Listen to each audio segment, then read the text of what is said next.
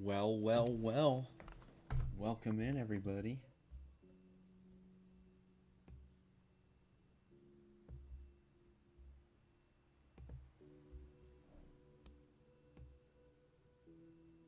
Hopefully, you can all hear me, or we can hear me for now.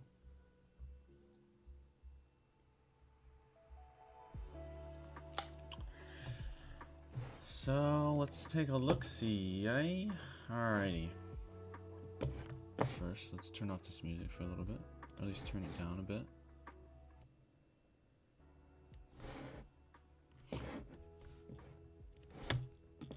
So, the Peloton group is 50 Ks away. So the yellow jersey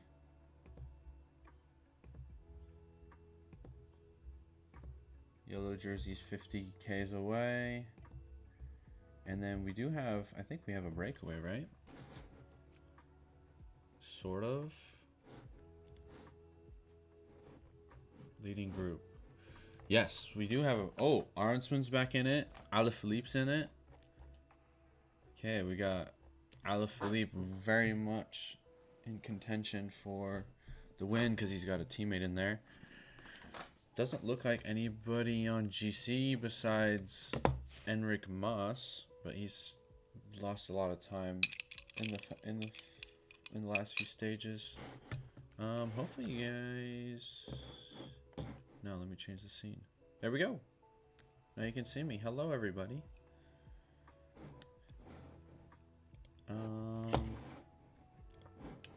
Yes, there we have it. I think or is it in the way?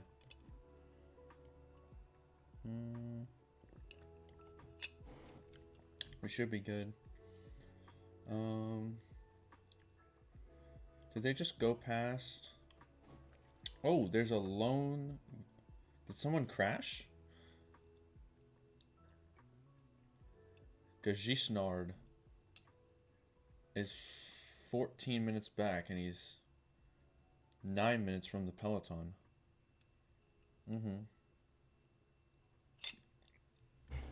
Okay. Can everybody see the Unfortunately, I can't show the actual stream, like the actual riders, because otherwise I will get in serious trouble from YouTube. But if you guys want to pull it up, and you guys can sync it to mine so we can all watch it at the same time.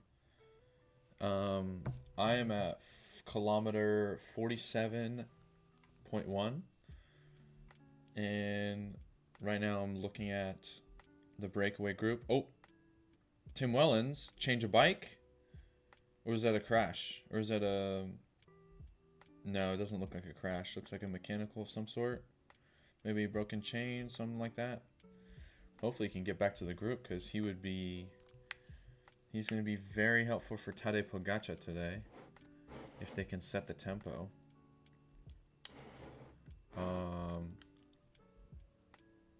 He's only 30 seconds behind. He should be okay. He should be fine.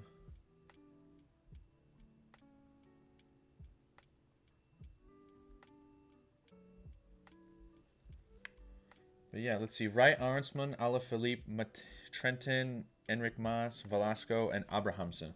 Man, I swear, Abrahamsen has been in the breakaway. Him and Quinn Simmons have been in almost all the breakaways this year. It seems like they're always in it for some reason. Well, they're just very strong riders. Okay, so they have a minute lead over Healy.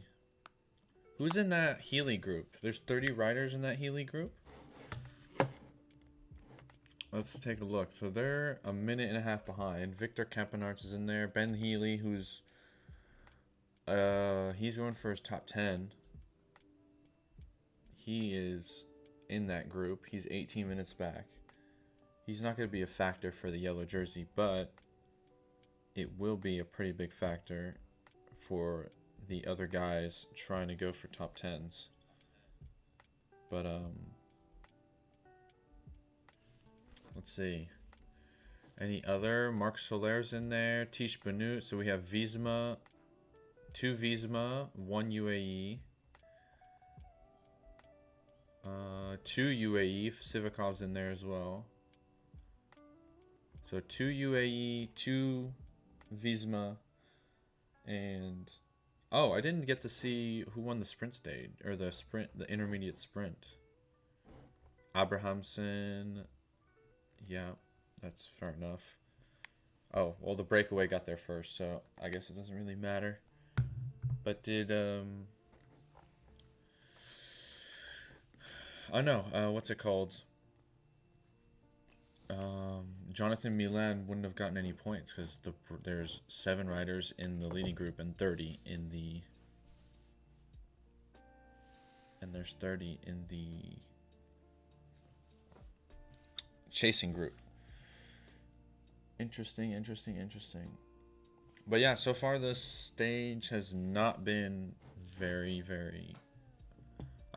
Everyone thought that there might be a little bit of crosswinds, but turns out I actually didn't watch the beginning of the stage, so I couldn't tell you exactly. But from what it looks like, there doesn't seem to be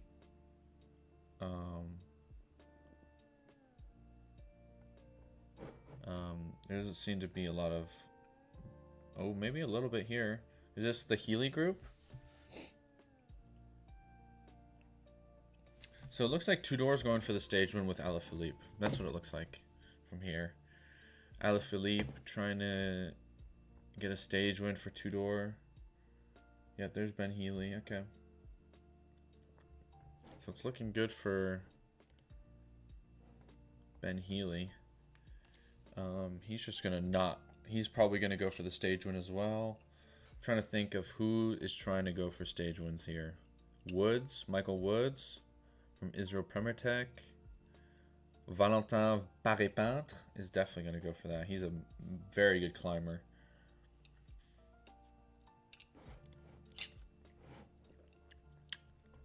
I think the contenders, though, are Alaphilippe, Abrahamson, and Enric Mas.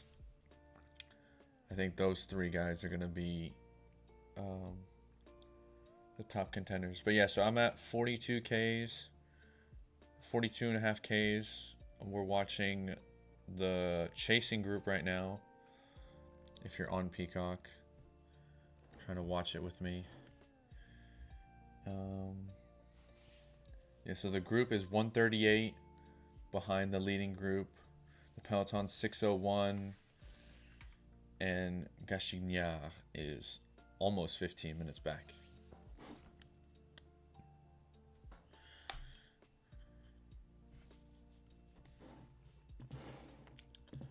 You know, since this is the first stream, by the way, make sure you get your coffee ready and your snacks if you have any.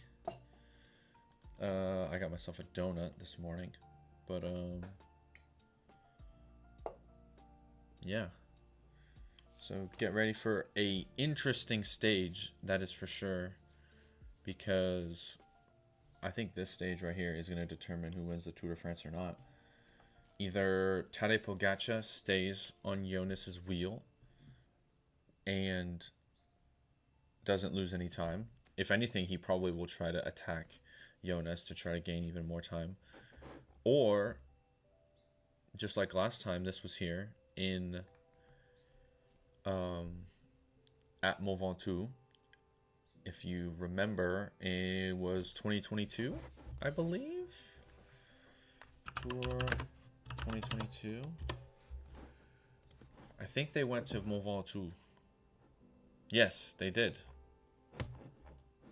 It was stage... Where was it? There it is. Oh wait, is this the route of 2020? Yeah, this is the... Okay, never mind. I'm looking at the wrong route. Yeah, here we go. 2022. I'm pretty sure they did. Was it this one? The one where he won? The Hilly stage? No, because it was in Switzerland. What stage was it that he won? Was it... No, it wasn't 2022. Was it 2021? Because they didn't, because Jonas did not win.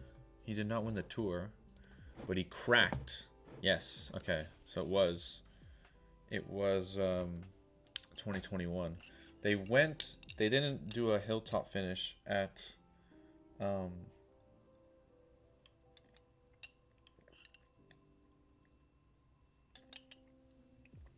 Jonas Vingegaard interview, probably discussing how hard the stage is going to be. Who's that in the car? Some French guys, I don't know. Tadej in yellow. Jonas getting a interview. But yeah, so in the 2021 Tour de France, they did go over, which one was it? It was this one, stage 11. Yes.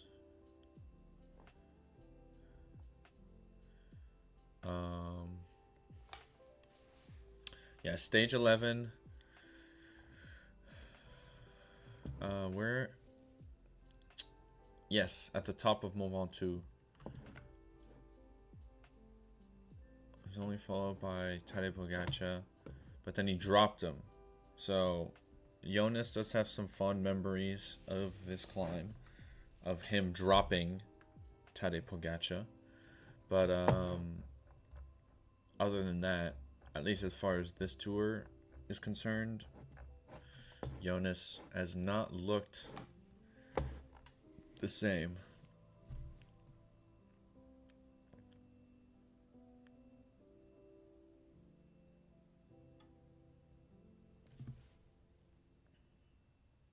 That's a bit a shame. The guy in the back, Gachignard, I think it's his name. Is he a French guy? Thomas Gachignard. Yeah, he's got to be he's got to be French, right? That's a shame. Hopefully he makes the time cut. By the way, these guys are average, given it's been a flat stage so far. But they're averaging 50K an hour, which is unreal. But we will see what happens when it comes to... Okay, so now the second group does not seem to be... They're not working together to try to catch this leading group. Maybe they are. Are they attacking? Okay, here we go. So, looks like there's some attacks in the second group. I don't know. Israel Prematech?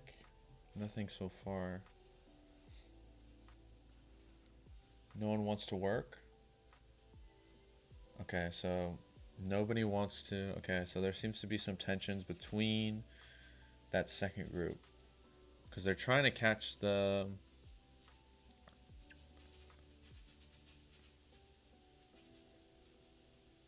Yeah, it's fair enough. They're trying to catch at least the guy from Israel Prematech. He's trying to gain some time on the leading group. Because, I mean, as far as I'm concerned, there's a lot of really good riders in that leading group. So do not want to let these guys get minutes on you when it comes to this climb. Because it can quickly get out of hand. But yeah, so it should be interesting stage. I mean, is it the Queen stage?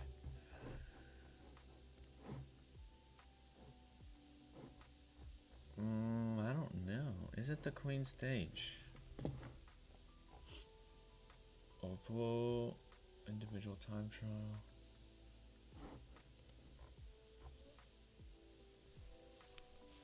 It's got to be the Queen stage, right? Or is it La Plagne? New stages, mountains. Col de la Loze. Okay, so Col de la Loze is... Wait.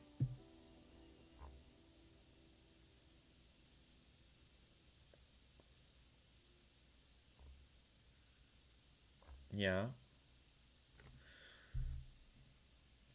I'm trying to figure out what the Queen stage is. It's got to be Mont Ventoux, right? Or is it Col de la Loze? I guess it could be Col de la Loze. Stage 18.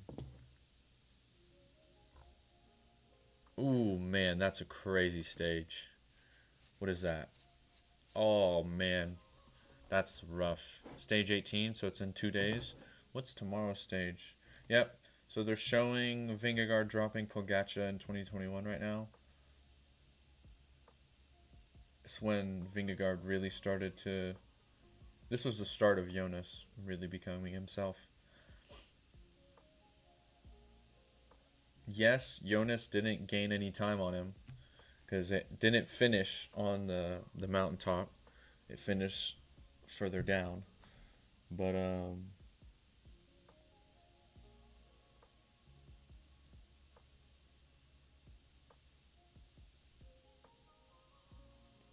yeah, it's pretty impressive. So we'll see if he can do that again. But yeah, it looks like this is the Queen stage. 171 Ks. Man, that's brutal. But then tomorrow they have a flat stage. Should be one for the sprinters, you'd think. But this one again, 171 Ks. It's brutal. Yeah, tomorrow's a rest day for the GC contenders. Probably a GC day. Is there a way to turn this into like dark mode? Because it's destroying my eyeballs. My goodness. Yeah. Okay. So while we wait for them, are they all? When does the climb officially start? Let's see.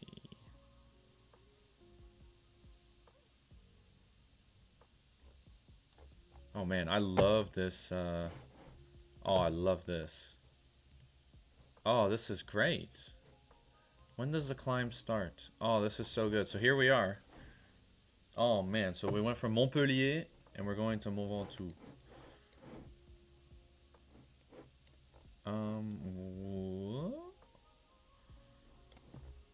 What mountains are these? Are these Provence Alpes Côte d'Azur? So are they officially in the Alps right now? I thought the Alps were more over here. Maybe I'm wrong. I don't know my geography very well, I guess. But yeah, that's so cool. Alright, I didn't know they had this on the website.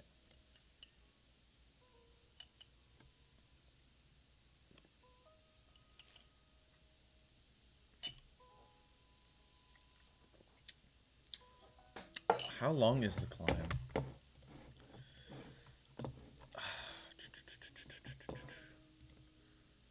Yeah, I know that.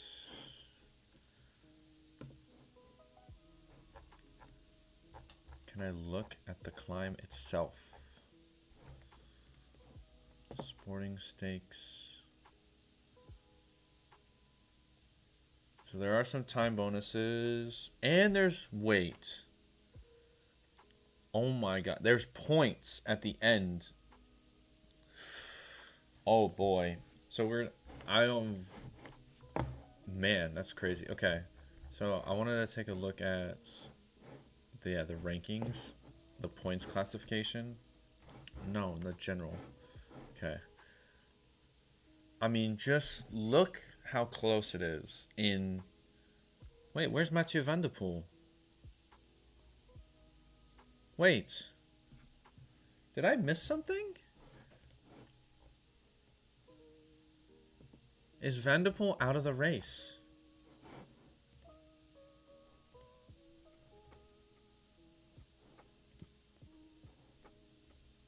Oh no! No! Mathieu Van Der Poel did not start today. I was wondering where he was. Why? Is he sick? Press releases? Oh my gosh. Mathieu Van Der Poel.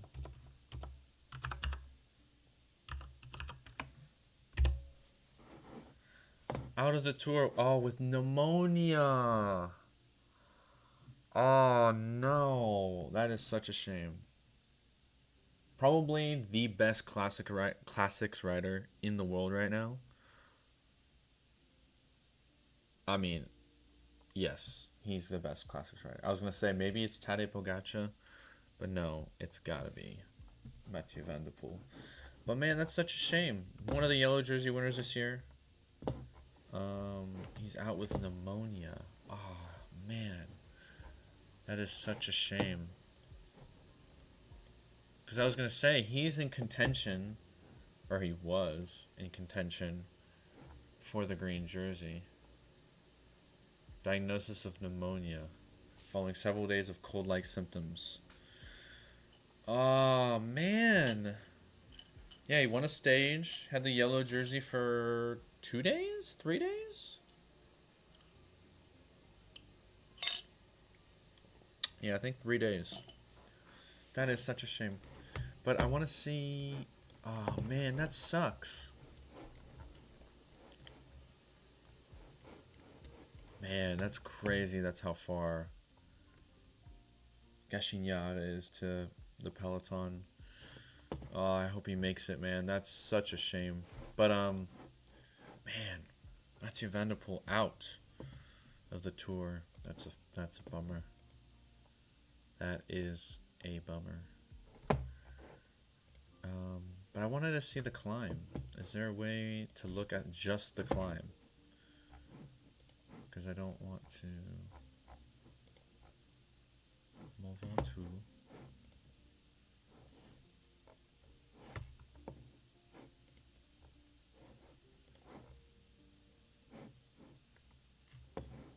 Come by car sharing infos. No. Discover the towns. There we go.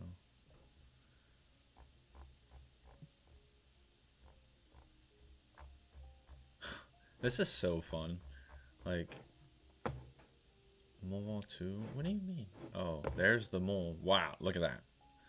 So, this is how demoralizing this is. You've been biking for close to 100 miles. Or no, well over 100 miles. And the whole time, you're just staring at this mountain. And you're saying to yourself, I have to get up this mountain today. And you've been bike racing for 15 days straight now. Or not 15 days straight, but you've been biking for 15 days. How many kilometers have they covered so far already? Too many. Like, too many. Like, just... Yeah, oof. Brutal stage.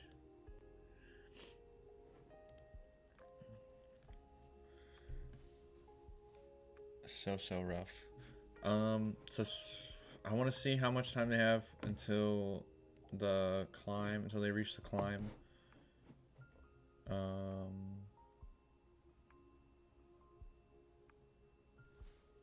Yeah, they're talking about Pogačar.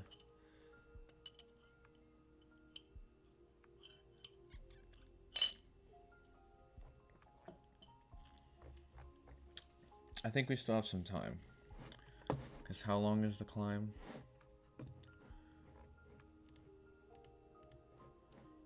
It's 15 Ks. So we got another 15 kilometers until the start of the climb. 8.5%, or almost 9%, sorry. Doesn't seem like it's too hot today. It says it's 15 degrees Celsius. I mean, it doesn't look like it's too hot. The sun's out, no clouds, but yeah. Okay, so we're 15 Ks to go right now. So they're 30 kilometers. They're 30 kilometers from the finish. So they're 15 Ks to go until they reach the top, or they reach the start of the climb. So we have some time to talk rugby, because rugby is what I love. Rugby scores. Perfect. All right. Oh, I didn't even get to... I thought that was tomorrow. Well, I guess this gives us something else to talk about. I wasn't even aware. 24:19. Well, that's a pretty good showing from the Nations and Pacifica. I will say that for myself because the lineup of that British and Irish Lions team was actually not too bad. Ben White, Finn Smith. Oh man, okay. I'm gonna have to watch this game. We can watch the highlights probably.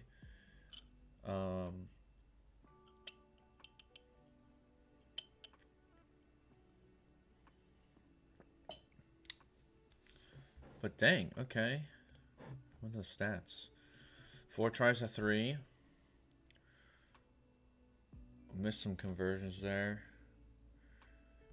Man, meters gained. Lions were just on an attack today. Yeah, especially in that first half. Oof. Okay, well, I mean, it didn't look like it was too bad at half. It was 10-5 at the half. I mean, Kurtley Beale. Yeah, let's take a look at the lineups. Kurtley Beale playing 10. Okay, that's kind of funny. Taniela Tupou was at 3 today. Yeah. I mean, yeah, we can watch the highlights for sure. Gives us something to watch. Oi, okay, that's loud. Sorry about that.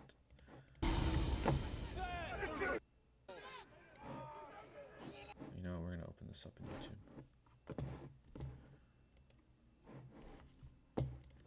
And we're gonna turn this off. Or no, we're just gonna mute it. Okay. Oh, dummy. Man, he's been so good. They should score here. Oh! Whoa. Ooh, a little bit of push and shove. Is that Owen Farrell? Of course it is. I mean, when is there a game when Owen Farrell is playing and there isn't a little scrap? Huh? I don't think I've seen one. What, did he take offense to that tackle? It did look a little bit, let's see. There's no way 4 minutes in there's a red card already.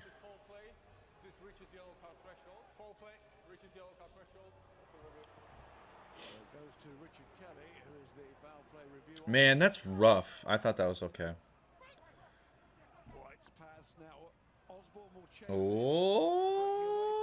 Oh, just...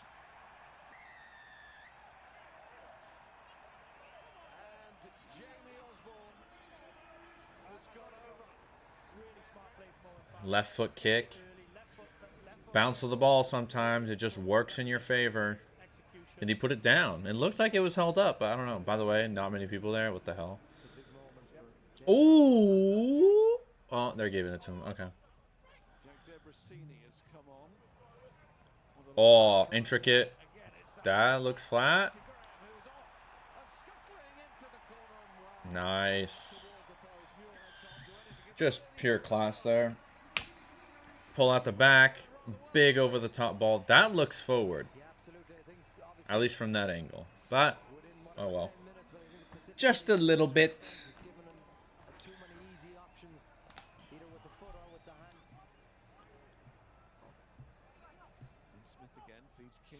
Oh! Intercepted.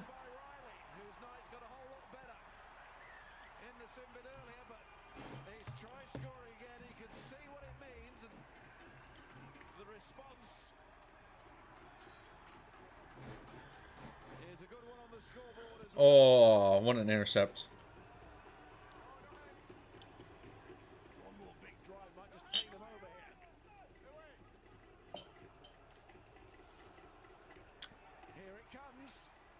Oh, simple rugby, especially from that far out. Nice. Why?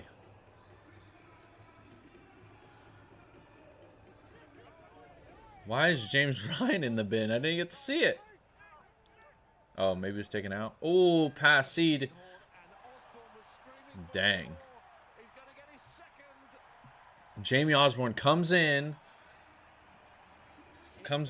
First game for the Lions double. It's a good ball from Finn Smith there to create the mismatch and the overlap there.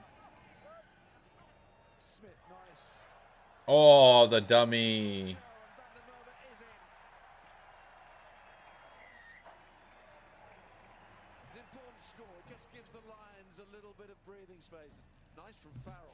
Easy. Nice from Farrell, really nice from Finn Smith initially, just to sort of stand up, fix the defender. You see Finn Smith, lovely soft hands. Farrell, lovely. Too easy. Lovely pass to finish, but really good play between the 10-12 axis there. A penalty. Easy. Very nice. Unfortunately, we can't watch the whole freaking thing. I would have loved to see the whole game, but this will be something I'll have to watch later on.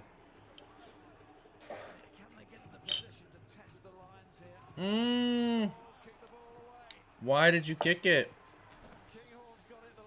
That's the game. Why, dude? You had a chance to win it.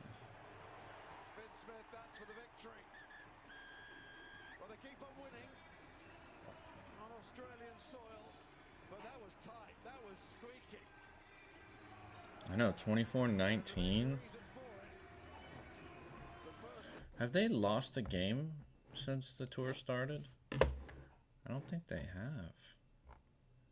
Ah, they've won all their games besides Argentina, but they kicked the crap out of Force, Reds. Waratahs looked good. Brumbies looked, it was a good game. And then, yeah. Man, they haven't lost a game. That's only happens in Australia, I guess. Australia is really struggling. Where are they? 24 kilometers? Okay. They're getting close. 10 more Ks to go. Looks like. But, yeah, I was going to talk about the rugby union. I was going to talk about what has happened in the past couple days. On Saturday. Yep, okay, so the Australia British and Irish Lions game. Lions dominating, as per usual, as they have been for the entire tour. The score doesn't really do it justice. They were in complete control. Oh, look, there's a castle. Le Château du Barou. Okay. Sorry, I get distracted over the castles here at the Tour de France. But, yeah, Lions dominating, as per usual. I just don't see how Australia even wins a game. If they eat, like, yes, the score was close, but, like, it didn't even look good. So, like, what's the point? Like, I just didn't, nothing seemed to click. Yeah. Finn Russell masterclass. I thought he was by far the best player. He's come alive in this tour. Started off kind of slowly. Did he play against Argentina? I forget. But people were kind of criticizing him a little bit, and now he puts on a performance like that against Australia and pretty much dominates.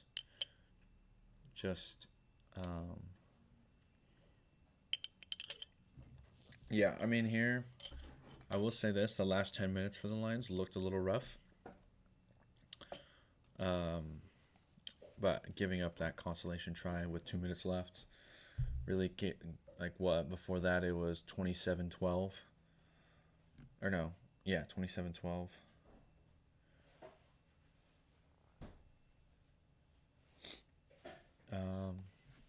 But yeah, Lions looking good. My prediction of 3-0 is still alive. I did expect this game to be like, yeah, exactly how the score was, 8 to 10 points, but the Lions kind of still dominating. This weekend, game 2, I think will be the closest game, but probably 2 to 3 points. And then third test is going to be they're going to dominate. I feel like Lions now, it's crazy to think that they only have how many games do they have left? They only have 2 games left. Like I feel like this tour has been so short. 1, 2, 3, 4, 5, 6, 7, 8, 9 games. How many do they have in New Zealand? In South Africa, I think they had not that many. 2021 Lions tour. They probably didn't have that many in the Lions in this tour. Okay, so they played only 8 games in this one. But I guess that makes sense. Right? By the way, losing... Like, they basically had 4 test matches against South Africa. That South Africa A side was so freaking good. It was basically the South Africa side. But I feel like there's less games. I swear the 2017 tour had way more. Or maybe I'm tripping. Okay, 10. I guess it's between 8 and 10. By the way, 21 Ks to go. Still the same group, or did some people drop? Hold on, I need to check. Yeah, one person dropped. Who was it? Who dropped? Crap.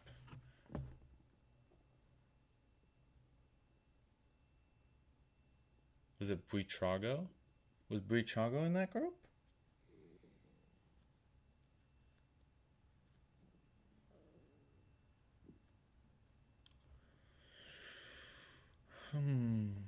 Yeah, I don't know. But someone was dropped from it was 7 people at the top, or 7 people in the leading group, and now 6.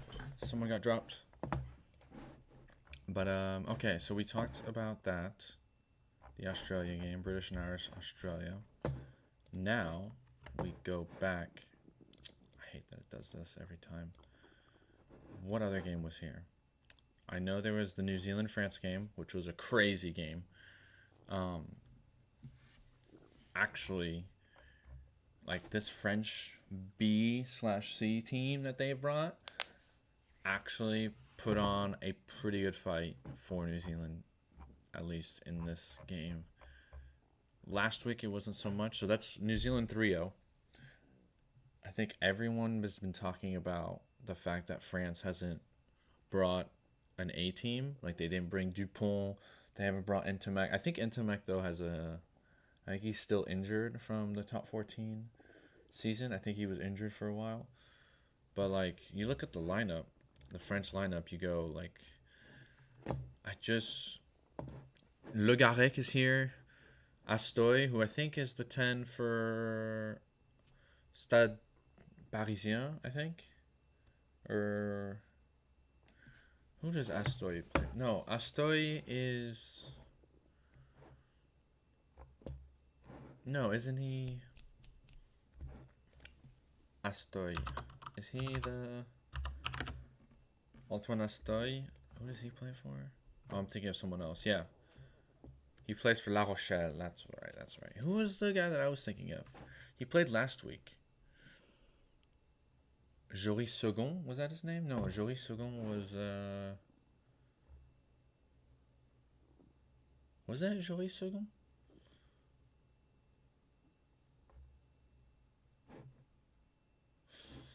I mean, Gaia Ficou's here. I mean, that's a spot there. A-side player. But yeah, I mean, you compare both the teams, you go, whoa, dang, that freaking New Zealand team is very good compared to the French team, where I'm like, oof, it's a bunch of guys who I don't think have played very much together. But I mean, let's take a look at the test series. I mean, that first game was good. The second game was rough. That second game was not very good.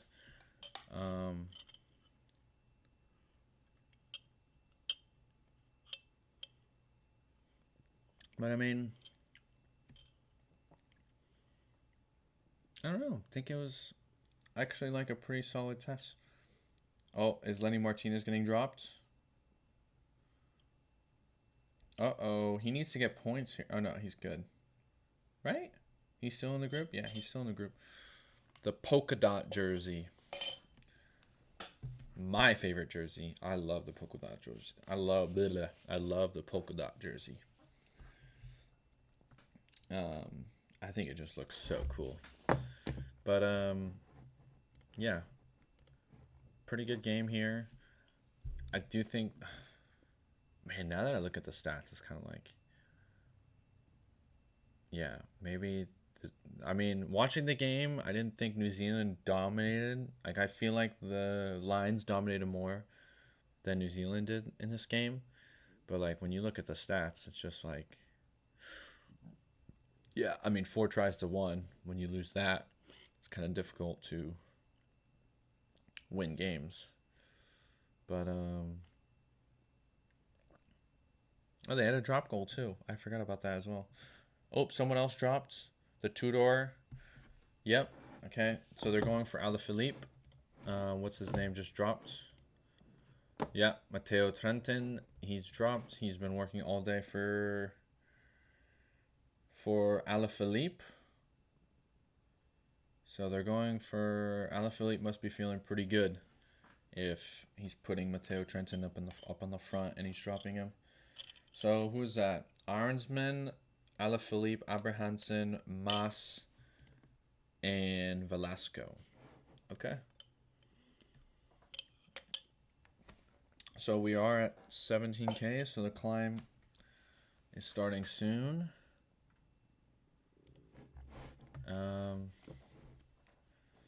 So yeah. 18Ks left. So we'll go over one last game. And then, oh, Alaphilippe attacks. Alaphilippe attacks. Is anyone following? Enric Mas follows. Do they stay on his wheel? Alaphilippe is going. Alaphilippe is attacking. He's attacking 18Ks from the finish. Enric Mas trying to get back to the wheel. Arnsman losing some daylight a little bit. So is Abrahamsen. Yep, Alaphilippe is going. Man, that's a long attack. 20Ks to go almost. Alaphilippe must be feeling really good. They're at 7% right now. So the climb hasn't officially started, but they are climbing at 7% right now. Oh boy. Okay, Arnsman dropped. So now we're down to 4. Alaphilippe, Mas, Abrahamsen. Does Abrahamsen attack? Abrahamsen's attacking. Not quite. He's still in the saddle. There's a little bit of a gap.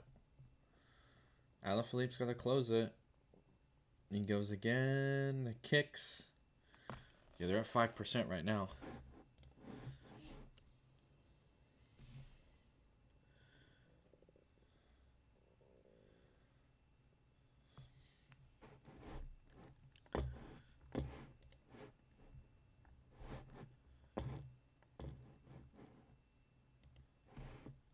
Alright. Let's see. Ooh, this is getting spicy. So Alaphilippe must be feeling really, really good right now.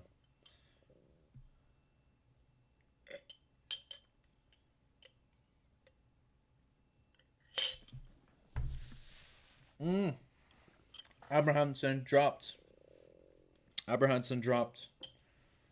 Arnsman's making his way back. Holy smokes, what a ride from Abrahamsen. I thought he was completely dropped. But no, Abrahamsen's the one who's completely dropped. He's bonked. He is bonked. They're at 5% right now. The GC group hasn't reached the... They haven't reached the climb yet. Man, Arnsman going for... Is he gonna... He's gonna go for another stage, huh? Holy smokes. Okay, here's the peloton. Visma on the left-hand side. Ineos on the right-hand side. Ineos is... Oh, Lenny Martinez is getting dropped. No, the polka dot.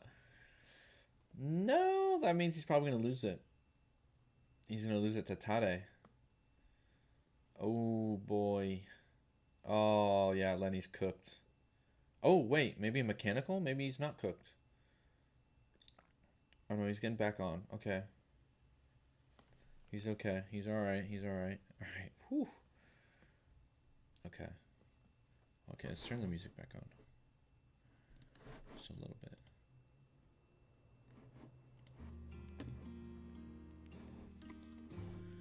Or is there a way to do... I wonder if I could find Tour de France 2025, like the radio. No.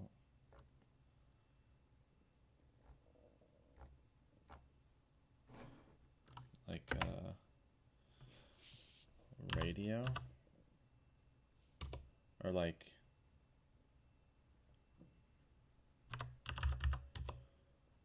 Probably not, huh?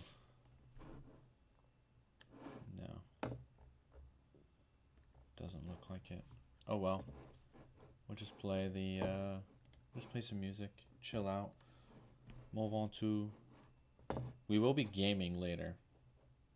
Just to let you guys know. We will be playing some Destiny. Because the new Edge of Fate DLC has come out, so we're going to be playing some of that afterwards. I've been grinding like crazy, like an animal. Okay, we're going to go back to lo-fi. Even though it might not be the most exciting thing in the world, I just have to have something in my ears. Alright, they've started the climb officially, even though they've been climbing for a while already. But, yeah. So, let's go over it again. Leading group, Arnsman, Mas, Velasco, Alaphilippe, Abrahamson, and Trenton were dropped earlier. So... Coffee's finished. Make sure you grab yours. I might grab a second one because it's very early in the morning. Grab yourself a snack too. I got myself a nice huckleberry donut. So make sure you grab your snacks and your coffee. Velasco's hanging on by a thread right now. Alaphilippe's really upping the pace. Yeah, look at how many people are there. Yep, Velasco looks like he's getting dropped. Yep, Velasco at 15.5K is getting dropped from the leading group. I mean, he's still like, I think he's just going to go at his own tempo. Man, look at all the people. And this is at the base of Mont Ventoux. This is nuts. Oh, man. I can't imagine what it's like. Yep, Jonathan Milan dropped. Not really surprised. One of the sprinters is getting dropped. He'll just be going at his own pace. Tim Merlier's there. Yeah, they're all good. Alright, so now we've got 3 people in the front. We have 3. Alaphilippe, Mas, and Arnsman.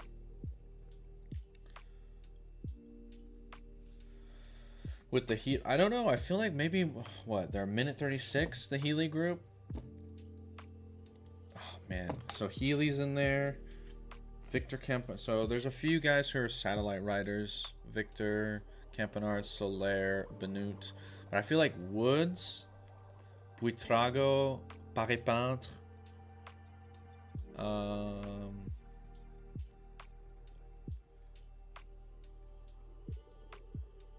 Trying to look for like climber. Like those are the real guys that I'm thinking are climbers. Ben Healy, Michael Woods, Buitrago, and Paré-Peintre. I feel like could all make it. I mean, it's a minute 30, right? They could, in theory, make it back to that leading group. It'll be tough, but they could definitely do it. Velasco is cooked. Velasco at 23 seconds. They're already at 9%. This is the beginning of the climb. This isn't even the... Hold on, let me look up Mont Ventoux. What? Why would it go rugby? Is there a Mont Ventoux rugby team? Profile. There we go. Boom. Oh my. Okay, so... Yeah, they're not even at the steep part yet. Or actually, they're at 10% right now. Got 14 kilometers to go. Wait, 14 kilometers. That would be right here. Yeah, so they're at the start. They're at the start of the 10%. Oof. That's rough. I mean, just look at that. It's literally just... I guess the beginning part's the hardest. And then when you get to that... When you see the iconic shots of Mont Ventoux, like the bald spot, as they call it. Yeah, like this part, it's a little bit better. Yeah, I mean, just look at that. You're going up this climb. Like, just... Oh, that's brutal. I mean, it's probably a crazy climb. For sure. Yeah, the whole way you can just see. You're like making your way through. All the people there. Man, that's a good shot. That's crazy. Okay, Wout van Aert. Looks like Team Arkea are going to try to go for Vauquelin. Vauquelin, who's in 5th? 5th or 6th?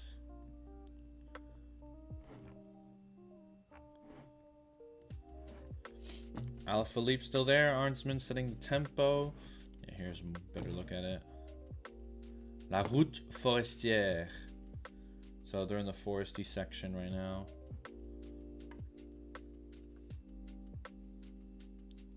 I mean, just look at that. It's what? Over 9%. Oh. Soler drop. Oh! There he goes! There's Paris Peintre. Paris Peintre trying to make the... Yeah, called it. Well, I didn't call that Paris Peintre would, but I said he could. Enric Mas attacking as well. Oh boy, things are heating up.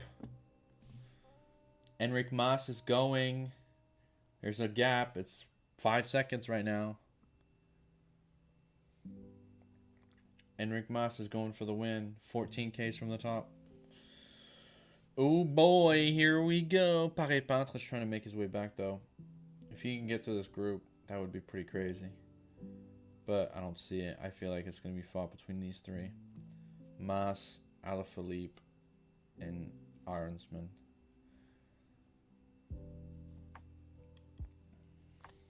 It's a big move. It's a big move. The breakaway.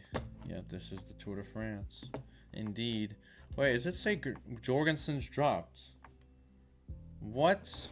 Our American has been dropped? Yep, Woods, Buitrago, and Healy all trying to catch up to Paris Peintre. Valentin, Paris Peintre. There's Woods caught up with Paris Peintre. Is this the peloton? Yeah, this is the peloton. Will somebody... I mean, Jonas has to attack, right? He has to. He's 4 minutes back. But, yep, Visma is at the front. Wout van Aert. Then Jonas and his wheel. Simon Yates and Sepp Kuss behind. I'm surprised it's not Wout, Simon, Sepp, and then Jonas.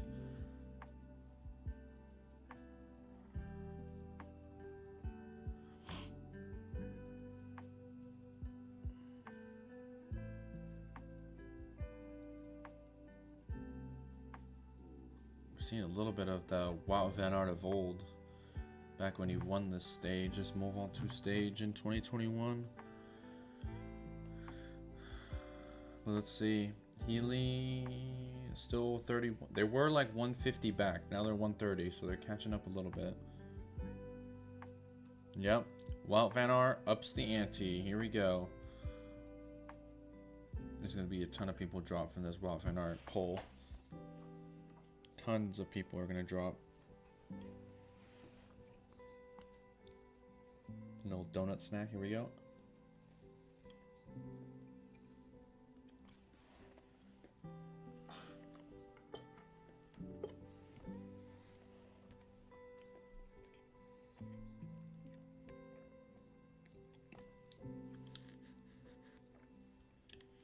Big move from Enrique Mas. Looking good. Arnsman and Alaphilippe are what? 10 seconds back? Oh, now it's 20.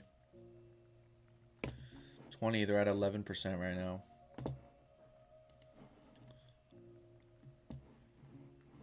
This is big. This could be the winning move right here.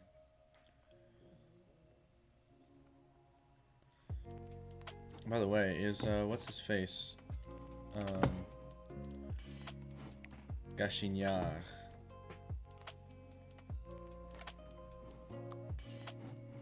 Is he gonna be dropped? Because it looks like he's not moving.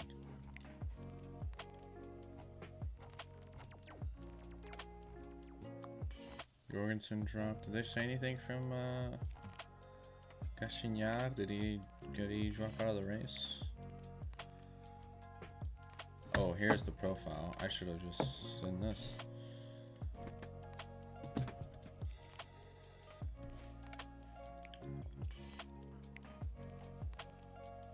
Oof, that's brutal. Who's that? Paré-Peintre, Healy. Who else is in that? Who else is in that group? Paré-Peintre has attacked again. Is this the Healy group? Yes. Velasco's in there. Who's the Arkea guy? There's an Arkea rider in there.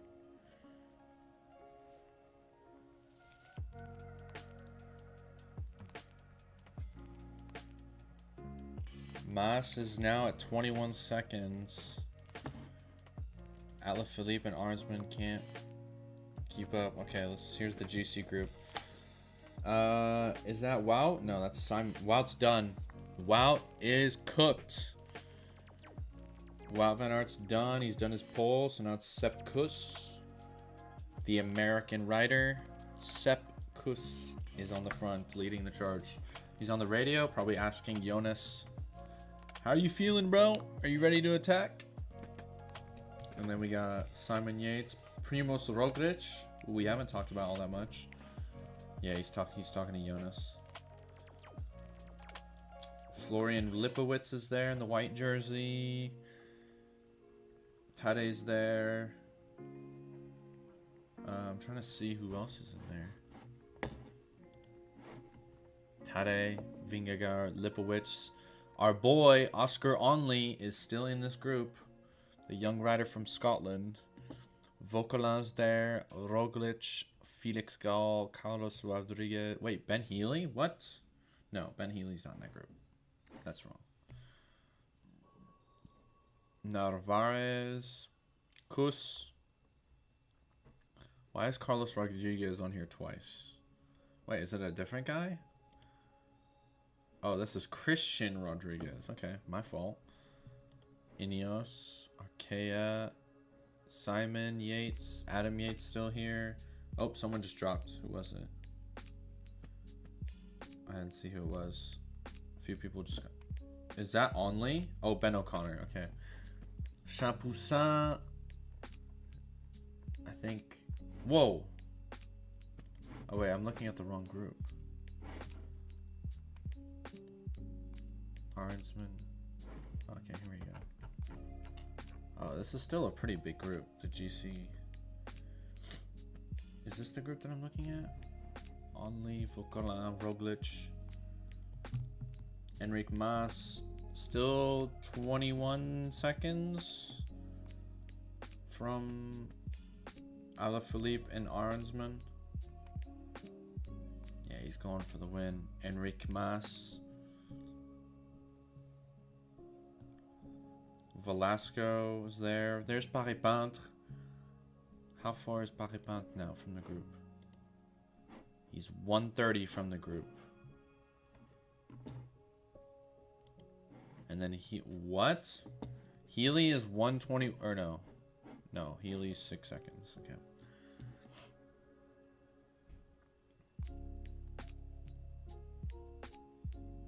Arnsman and Alaphilippe still like 23 seconds behind Enric Mas.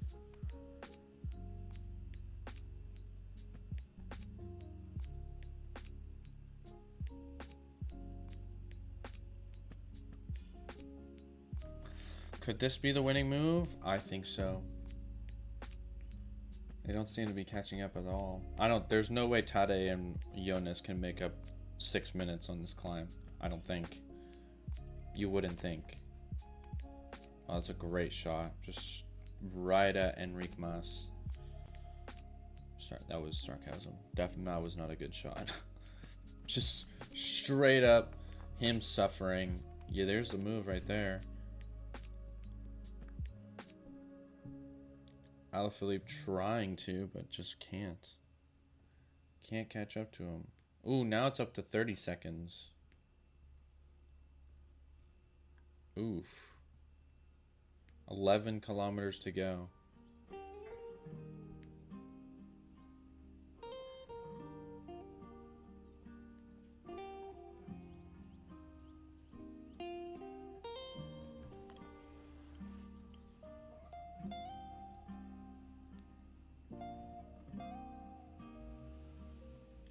Oof, this just looks brutal. This looks like such a hard climb.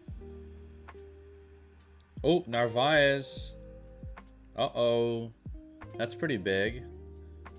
Jonathan Narvaez is dropped. Does that mean Tade's isolated? Is Tade isolated now? I think he's got Adam. Yep, okay, never mind. He's got Adam Yates still there. But he's losing some teammates now where they're probably not even 15 Ks from the top. Ooh, I think we're gonna see a Jonas attack here. Oh, okay, so Healy in the group caught up to Bound. They're still 2 minutes from the leader. I don't know if they're gonna be able to catch him, but I think Ben Healy's not really thinking about the stage win right now. He's mostly thinking, how much time can I gain on Rodriguez and solidify his... Oh, there's the Denmark corner for Enric Mas. Just look at the people there. It's just nuts.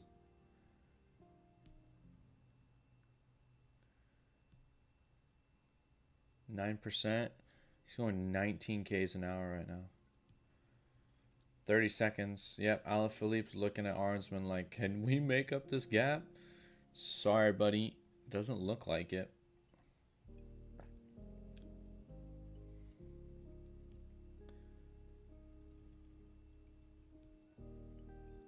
Oh my god, look how close they're getting.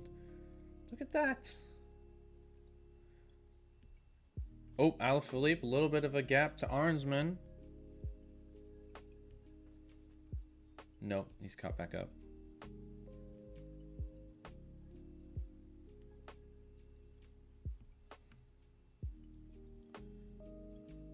Mas is almost at 10 Ks right now. He's got to be at 10 Ks now.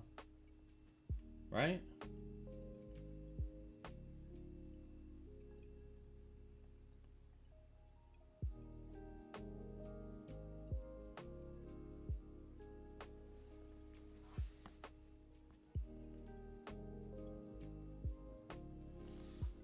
I think Mas has entered the 10 last time. Oh, Simon Yates dropped. Simon and Tim Wellens dropped. So that's is that 1 and 1? So you have Tade, Jonas. They both have one other teammate. Or no.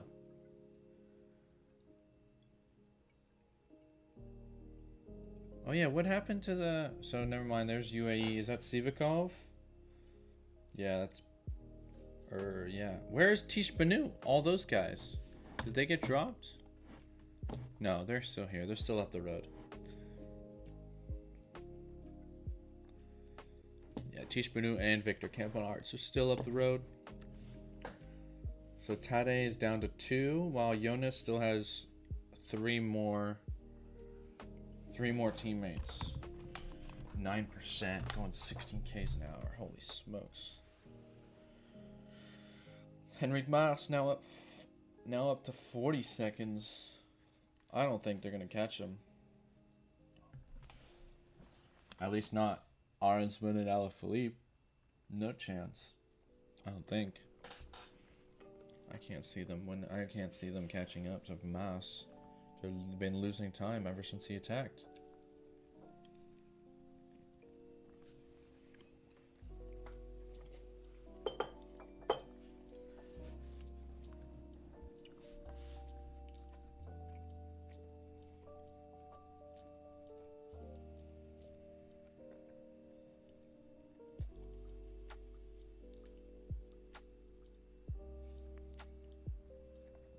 Parepintre and Healy.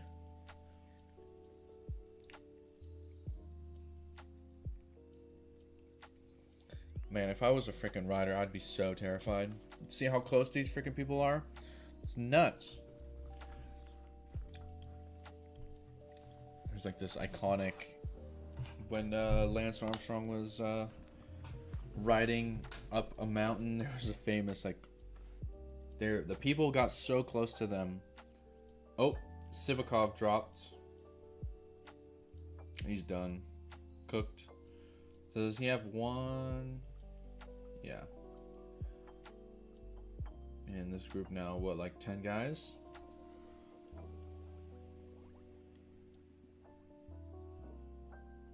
And Sepp looking good.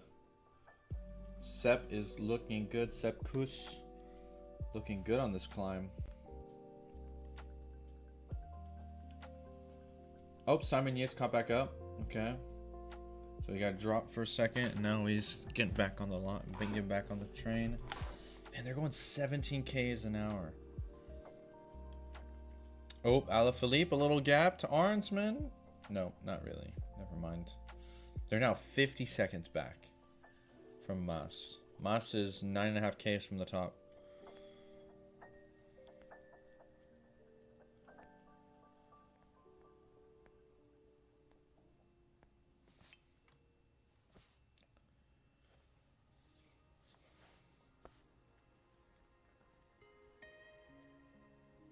Oh, the motorbike.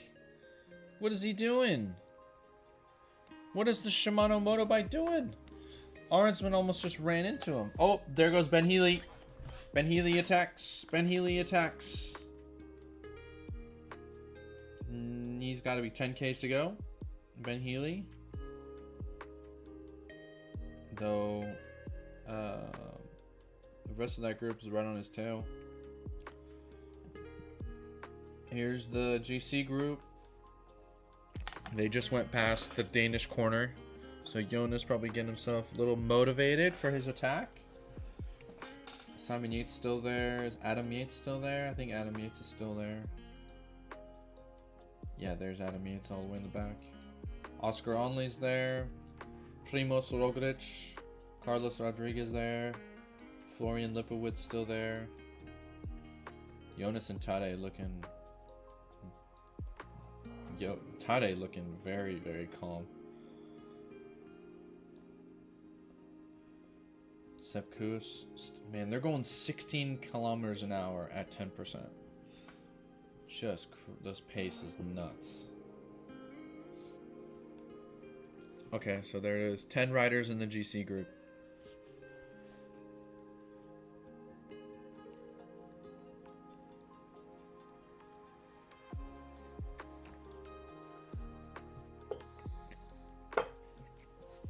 Oh snap.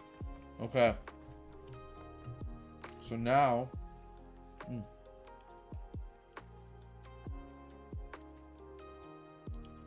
Healy, Parepintre, and Buitrago are now, they've now caught up to Arnsman and Alaphilippe. So they're now probably about a minute behind Mas.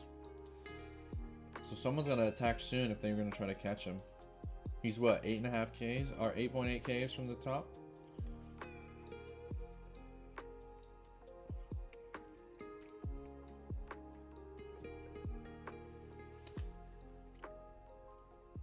This is big.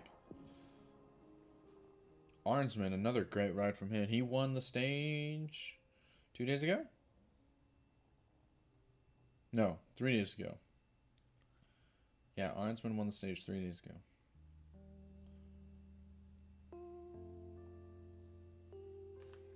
Wait, who's BW?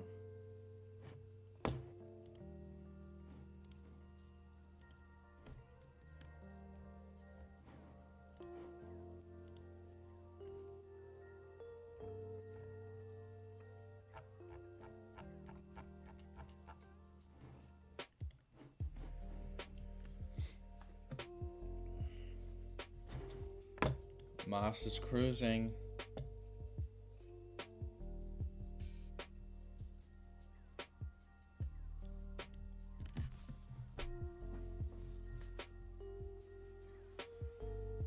Alright, here's the GC group. Alright, the GC group is 10Ks from the top now. They just went under the 10-kilometer banner. Still no attacks yet. Has anyone been dropped? Yeah, that's Simon Yates, Sepkus. I think it looks like Simon Yates.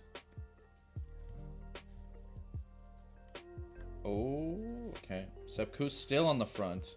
Man, what a pull from Sep so far.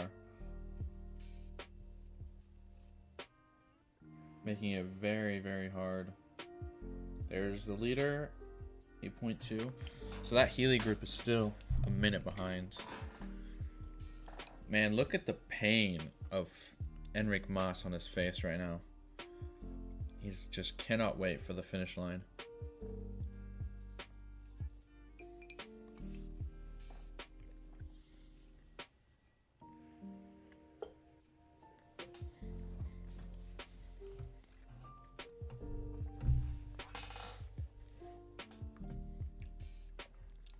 Sepkus up in the tempo a little bit.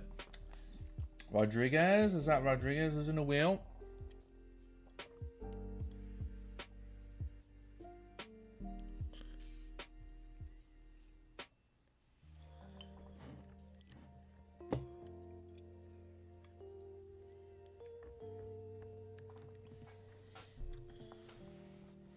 The Intermarché guy giving, is that Kevin Vokalin a water bottle? Oh, there goes Paris Peintre and Healy. Healy must be feeling good. Man, if he gains 5 minutes, he could be close to the top 5. Or no, he wouldn't be in the top 5, would he? Ooh, Rodriguez. Rodriguez attacks in the GC group. Yeah, he's trying to protect his 10th place to Healy. And there goes Healy. That's definitely what it is. Because Rodriguez is not really a concern for Tadej and Jonas. But Healy is a concern for Carlos Rodriguez for that top 10 spot. Oh my goodness. Healy making a move. Trying to catch up to Enric Mas. Oh boy. Yeah, Alaphilippe is dropped. Yeah, give me some water, please. Alaphilippe's toast. Toasted. He's cooked. Paris Peintre, Healy, Buitrago.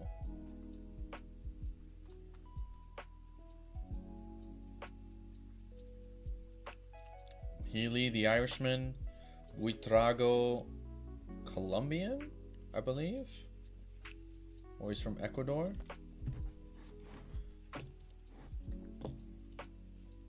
Colombia, he's from Colombia. And then Valentin, right? Valentin Paris Peintre. Yes, sir. From La France. Oh, there goes Jonas. There goes Jonas. There goes Jonas. Jonas Vingegaard attacks. Big attack. Oh boy. Here we go. Starting to heat up here. Tadej's the only one that can follow though.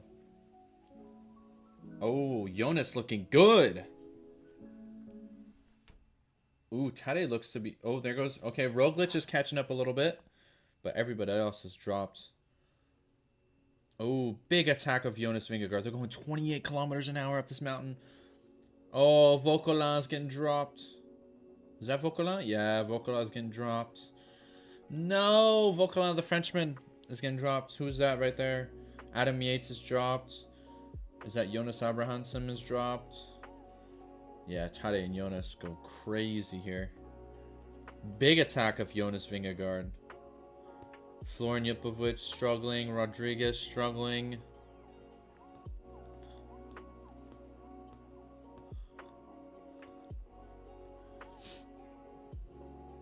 Oscar Only's dropped as well. Yeah, Primoz can't catch too. Ben Healy. They're 45 seconds from the leader.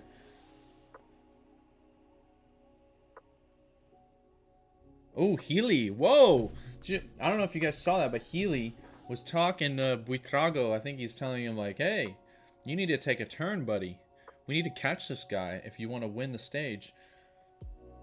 Tish Benu taking a big pull here for Jonas Vingegaard. Oh, Tade's right there. Tade gotcha. In the yellow jersey. Jonas must be feeling really good right now.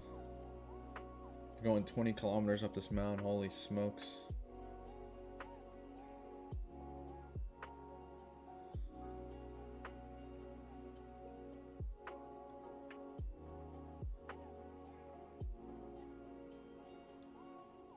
It's a big pull from Tish Benu.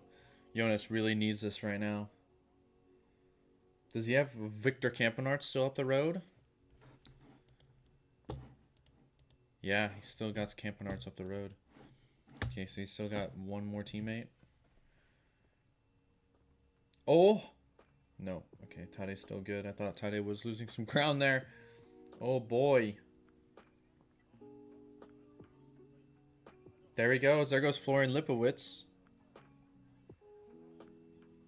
Florian Lipowitz. Oscar Onley's on the wheel. Primoz Roglic cannot follow. Is that Sivakov? Dang, Sivakov making it back. Holy smokes.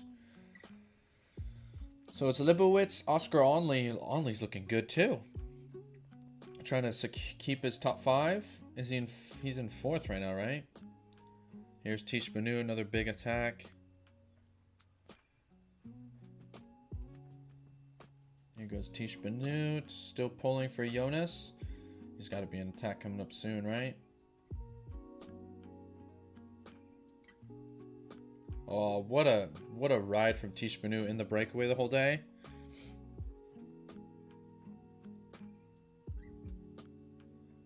Oh my gosh, they've already made up 3 minutes.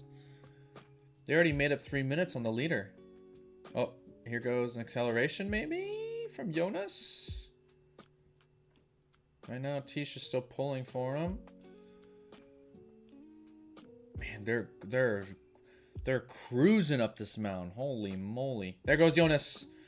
There goes Jonas Vingegaard. And he attacks. Tade's in his wheel, though. He's not even out of the saddle yet. Holy smoke. 27k an hour up this mountain. Holy moly. Man, this is nuts. Pogačar's still in his wheel.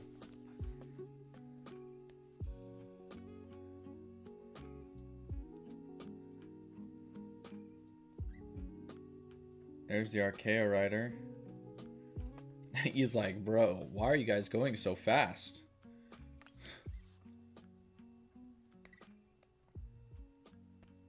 Healy, Buitrago, Parepin are now 40 seconds. They could do this. I was saying that maybe the Enric Mas, the Enric Mas play might have gone all the way, but it looks like they're catching him a little bit.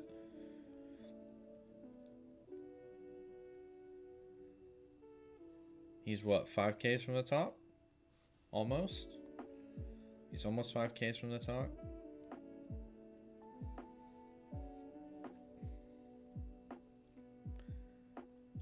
There they go. They've reached or at least Enric Mas has reached the bald spot of the mountain.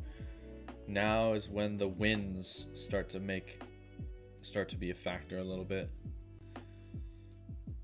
Jonas still there. Jonas looking calm, looking good. So is Tade.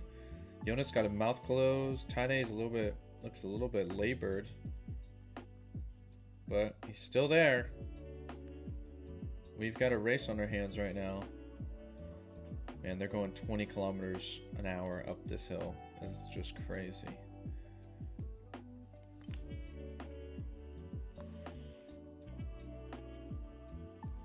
I want to know how far they are from Roglic and them. They could be pretty far from them. They've already made up. They've already. Oh, there it says. Okay, they're almost a minute ahead of Lipowitz already. Holy moly! Holy moly! That's crazy. Right? Are they still a minute behind? Oof, that's brutal. I think Jonas is trying to get to Victor Kampenarts right now. Healy making up time. They're 30 seconds now behind. Oh, there's Victor Kampenarts with his helmets. He's going to pull for Jonas for a little bit.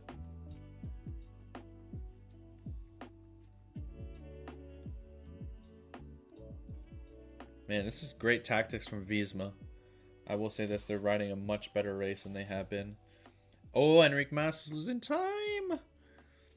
Mas has just crossed the 5Ks to go banner. He's only got 25 seconds to Healy. Oh, this might not be... Oh, there's was Buitrago dropped?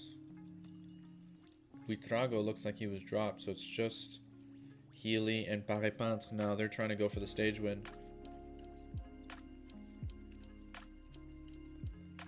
Ben Healy's trying to drop everybody. Holy, what a ride from Ben Healy. This is crazy.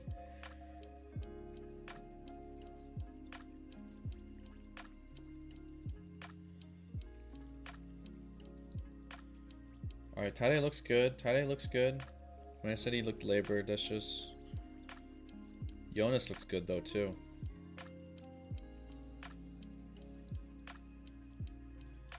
How crazy would it be if they caught up to Healy and Mas, but I don't think they will. Healy's only 20 seconds now. They've caught up to Alaphilippe, it looks like? No. Who have they caught up to? Yeah, here's the Oscar Onley, Florian Lipowitz group with Primoz and another Red Bull teammate. Oscar Onley's there. I think Onley might try to attack to try to take the white jersey, huh?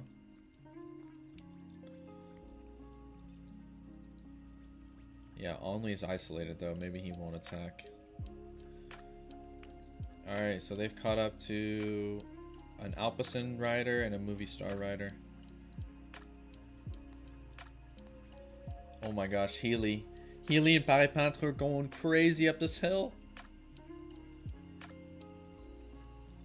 They're trying to get back to Mas. What a ride by these two. Holy smokes, they're going 25k an hour, 27k an hour up this 8% part. They're cruising. They've caught up. They're there.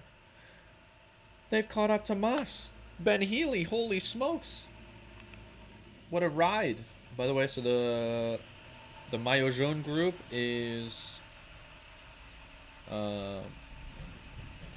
they're a minute ahead of the Lipowitz group. Holy smokes. Mas is caught. Oh my goodness. They caught him. 4 kilometers to go. Oh my gosh, this is amazing. What a stage this has been so far. At least this climb. Here's the Maillot Jaune group. Victor Kampenart's still there. They're 1 kilometer behind the Healy group. Or the leaders now.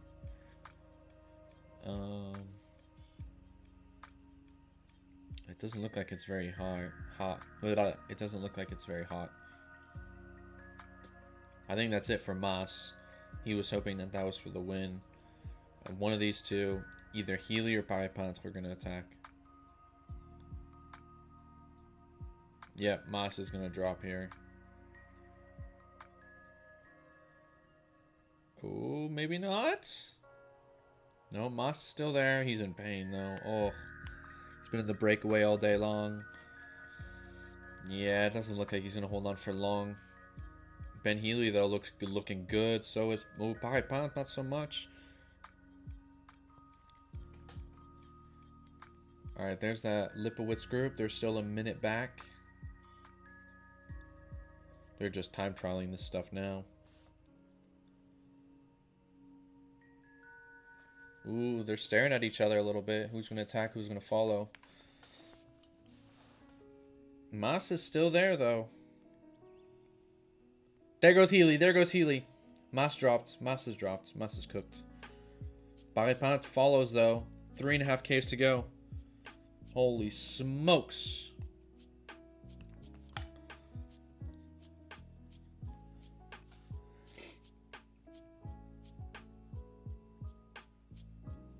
Mas is still kind of there. He's like 2 to 3 seconds behind them.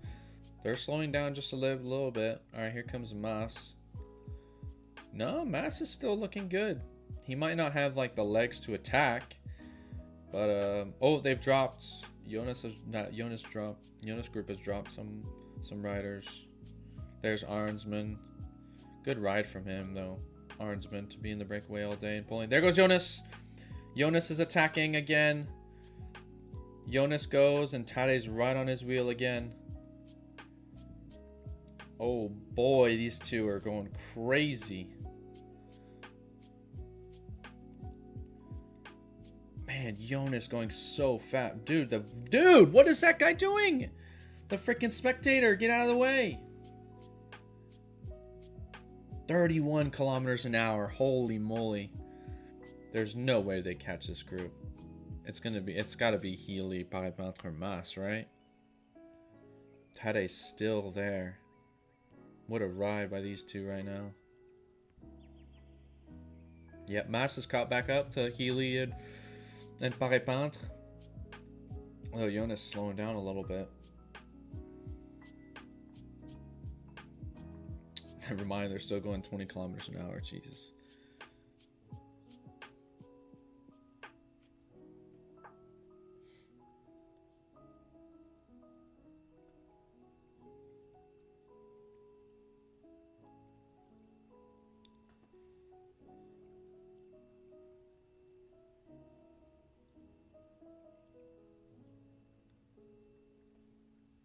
Only and Lipowitz, where is Primoz Roglic? We're back at the leading group. There are less than 3 Ks to go. Oh, there goes Parepant. Ben Healy to follow. Mas trying to follow. Oh, looks like Ben Healy might make it to... Oh! He's back in the saddle. Oh, it looks like he's going to get him. He's going to catch up with his wheel. Oh, man, these guys going blow for blow. Ben Healy counterattacks. Parepant right back on his wheel. They're trying to... Oh, my gosh. Look at these guys are going crazy over this mountain. They're going 30 kilometers an hour.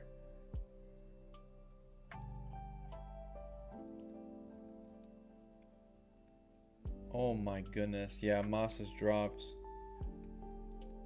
He's just going to try to go at his own tempo and hope that they crack. Holy smokes. The yellow jersey group, though, they're 145 behind. Oh my gosh.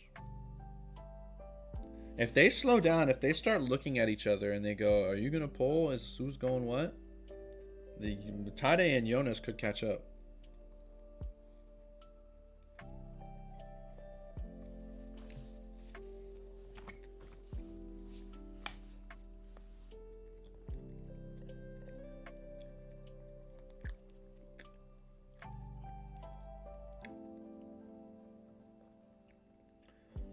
Yeah, these two are starting to slow down a little bit.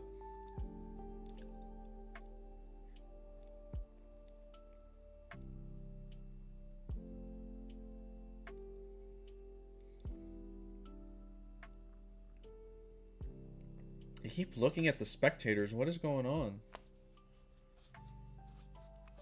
Is something going on? Are the spectators saying something to him? Oh, what a shot that is. Look at that.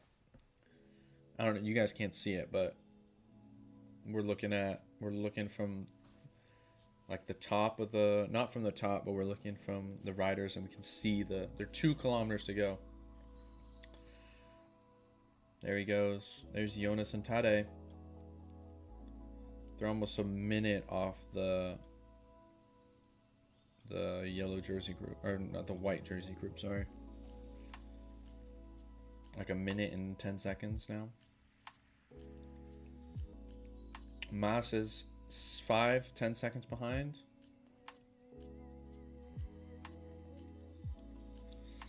Holy moly.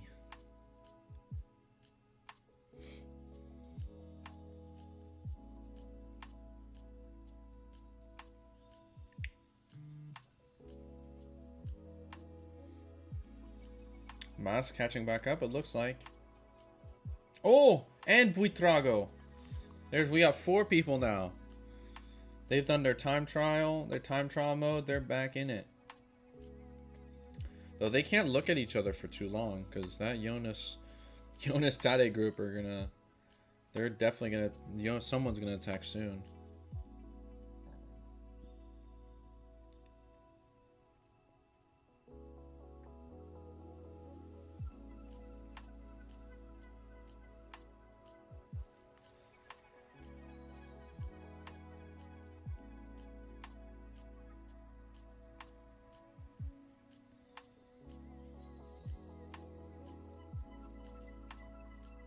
They're like looking over their shoulder, trying to look at where the yellow jersey is. Oh my gosh, look at the people. Alright, they've reached 2 kilometers. So they're like, what, 500 meters behind them? I don't know, they might not be able to make up 500 meters in 2 kilometers. Yeah, there they are right there. They can see them.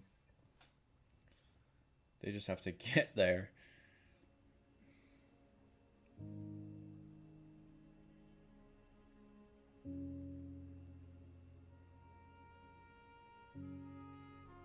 They're almost a minute 30 from the white jersey group now.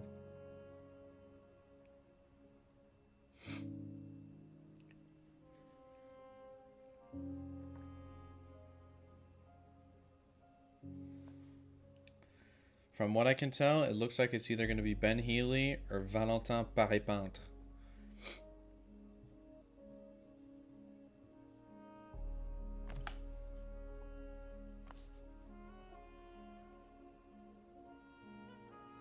Four leaders: Ben Healy, Paré-Peintre, Buitrago, and Enric Mas.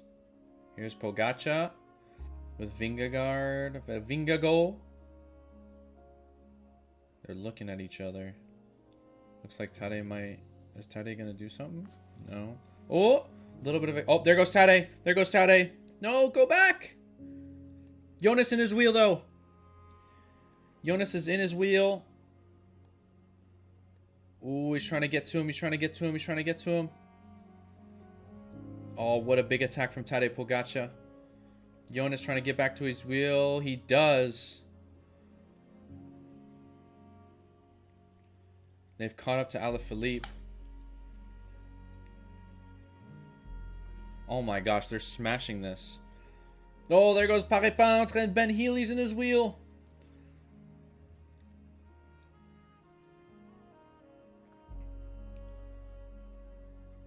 Jonas takes back the lead. Why is Jonas pulling? He should be telling Tadej, you fucking pull. Oh, excuse my language. You pull, bro. You pull. Oh, there goes Buitrago. Mas is dropped. Healy and Paré-Peintre are in his wheel. They're less than a kilometer to go. They're 900 meters, so these guys look like they're gonna go for the win. It doesn't look like Jonas and Oh, well, there's the kilometer banner, so they're right there. I think they're just gonna... Are they gonna ride together all the way to the top? Oh my gosh, these two are... All three of them are looking at each other. Who's gonna go where? Who's gonna go where?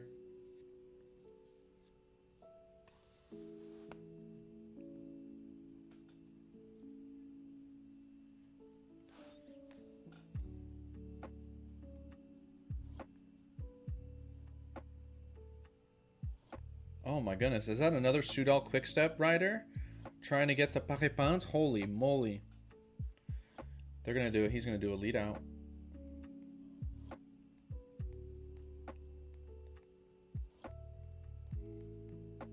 Oh, and they're right there. Oh my gosh, Jonas and Tadej might actually... They have a chance to win the stage. They're like, I'm gonna heat the Sudal. Is there? Yeah, the Sudal quick step. He's like, I'm gonna freaking pull for you.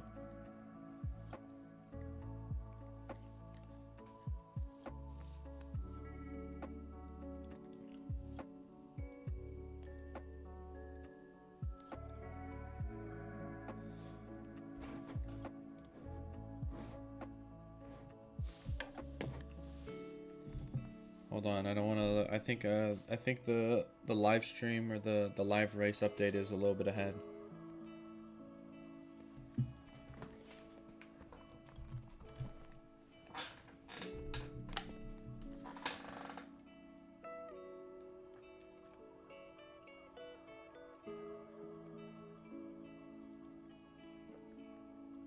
There are less than 500 meters to go. Van Wilder, who caught back up to this leading group.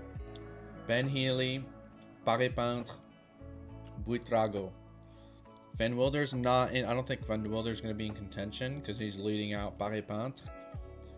But still, they've been going for 4 hours now. Here we go. I think this looks like the last turn before they reach the top.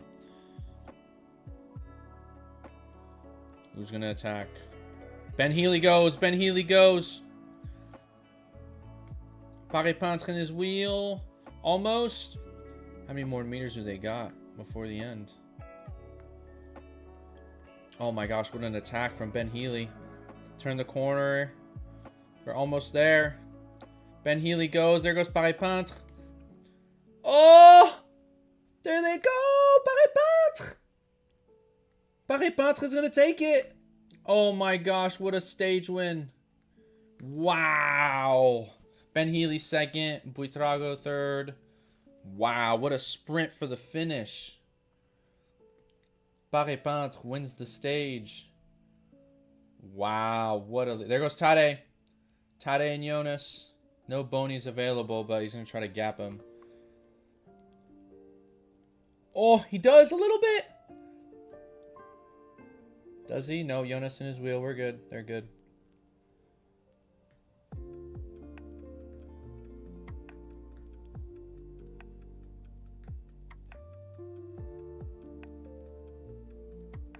Oh, no, he does.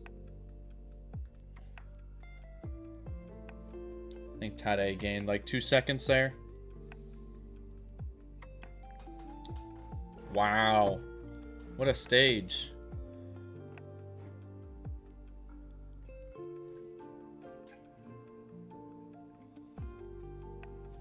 Paré-Peintre wins the stage.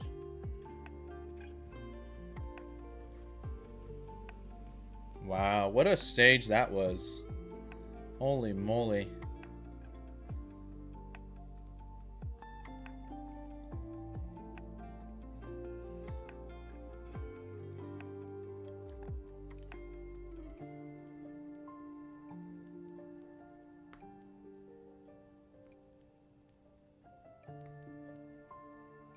Valentin Paré-Peintre embraces Van Wilder.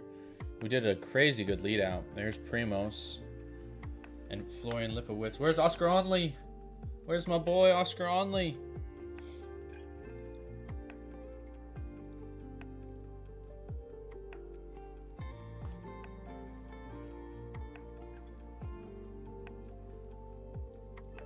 No, where's my boy Oscar Onley? Where is he? Did he already finish? I hope he did. No, there's Oscar Onley. He's gonna probably lose his 5th place. Or his 4th place. Oh man. Tough luck. I'm gonna lose 1:30 to Tadej and Jonas. Oh man, Oscar Onley loses some time, but what a ride. Let's see the rankings now.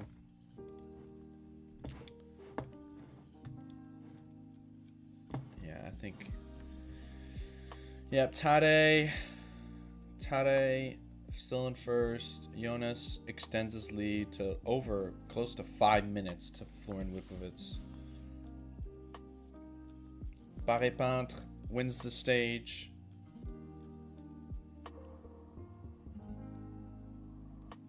The first French Tour de France stage win this year. Wow. Ooh, is that Carlos Rodriguez? Oof. Loses a lot of time there.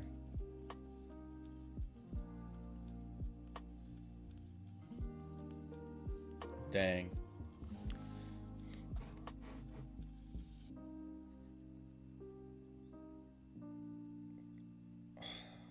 There's Vauquelin. He's going to lose some time as well. Okay, so Onley keeps hold of his 4th place. He is 38 seconds ahead of Primoz Roglic. All right.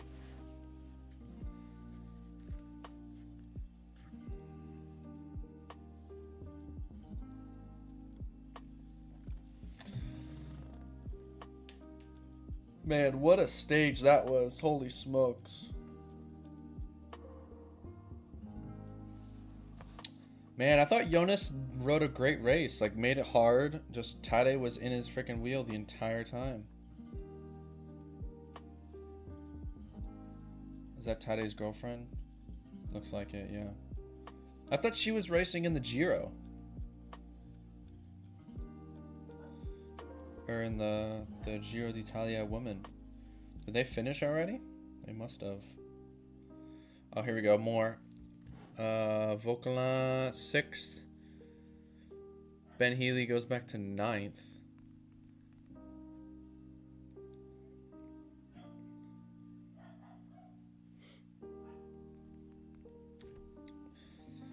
Dang. Dude, that was crazy. I'm glad I woke up early for this one. Yep, just at the end, Parepant just kicks a little bit harder. And yeah, just can't do anything about it. Man, what a ride by Parepant. The fact that they made up that gap to Enric Mas is kind of crazy. I thought Mas was gone. But, man, what a stage that was. Holy moly.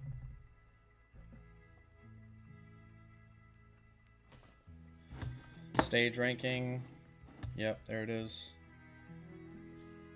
Parepant, Healy, Buitrago, Van Wilder, Pogačar, Vingegaard. Oh, so he did gain 2 seconds to Vingegaard. I thought he was on the same time, but I guess not.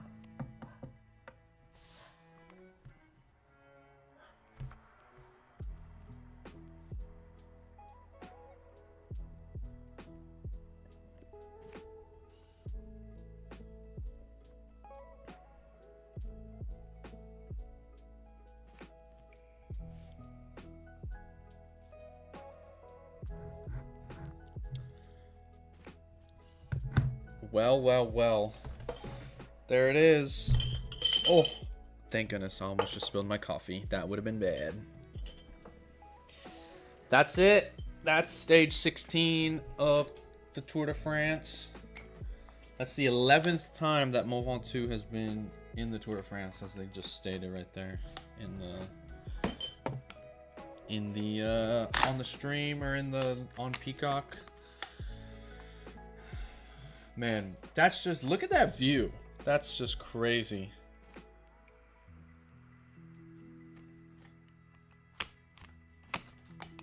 Man, what a stage.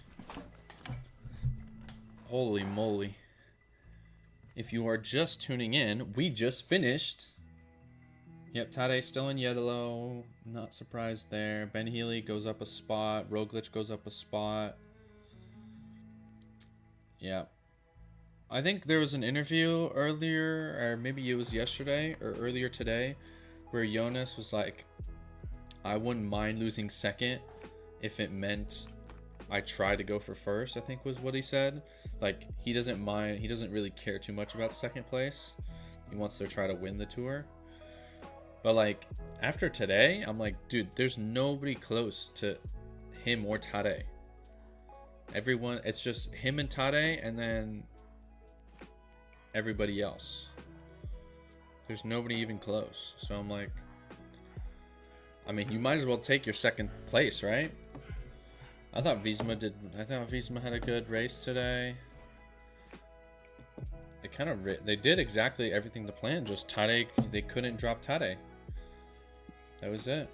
They couldn't drop Tade, and in the end, he lost 2 seconds. But like, at this point, you tried, right?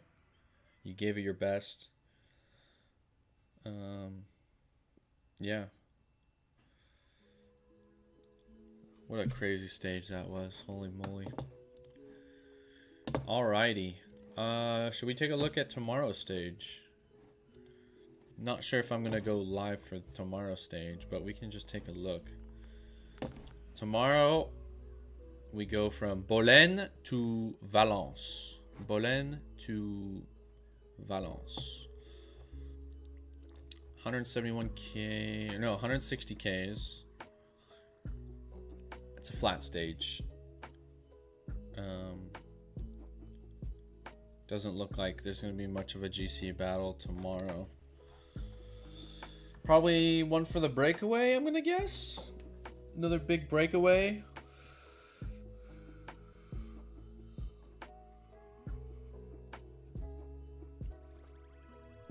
Or it could be a sprint stage.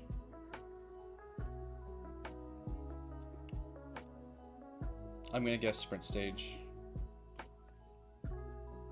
Who's going to win it? I don't know. Milan? Biniam Girmay?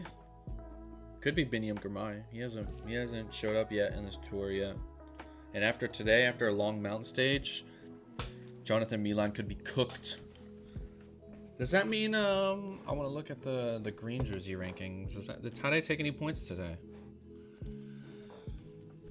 Oh my gosh, Tade is only 11 points behind. Dude, Pogačar could legitimately win the green jersey. I don't know how. I don't know how that's even possible. But he might. Holy smokes. That is unreal. Wait, what is it? Best teammate? Oh. Combative award? Team class? It's gotta be Visma, right? Yeah, 15 minutes. UAE's 15 minutes back. Yeah. Makes sense.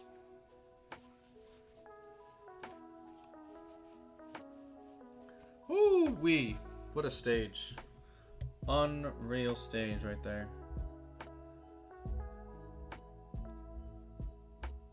I can turn that off now. Oh. But yeah, tomorrow looks like it's a flat stage, so most likely sprinter. Sprinter slash breakaway stage most likely. But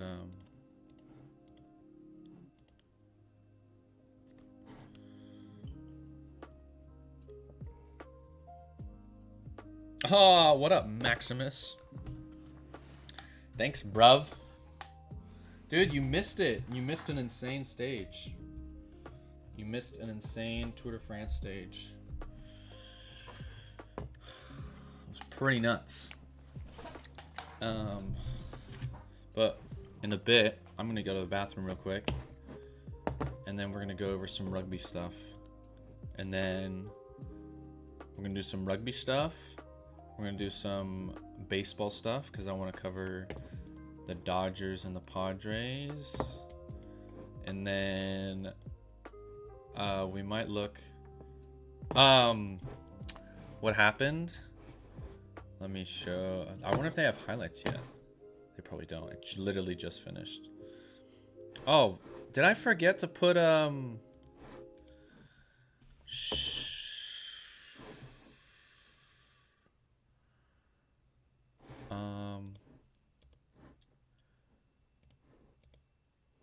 so they went up the Mont Ventoux, which is like one of the hardest mountains in the world.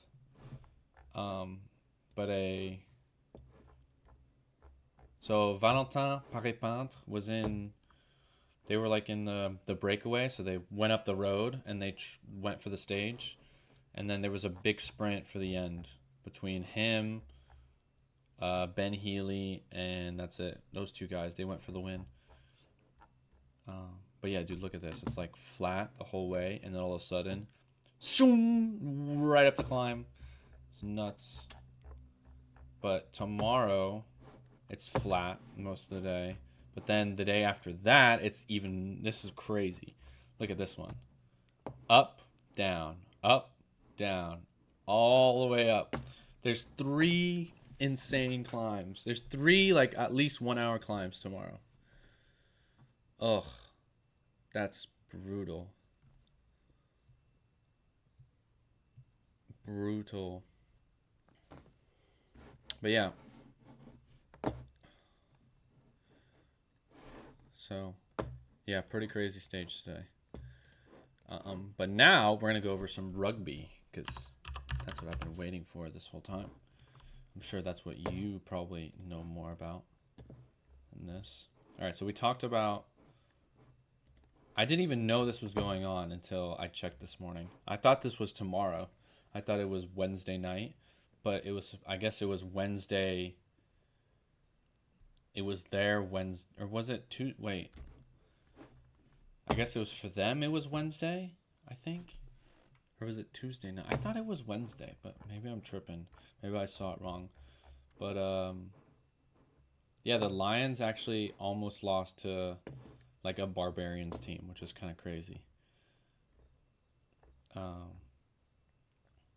But yeah, I didn't even know. I'm gonna have to watch this game because I don't really know. I don't have much insight on it because I didn't watch it.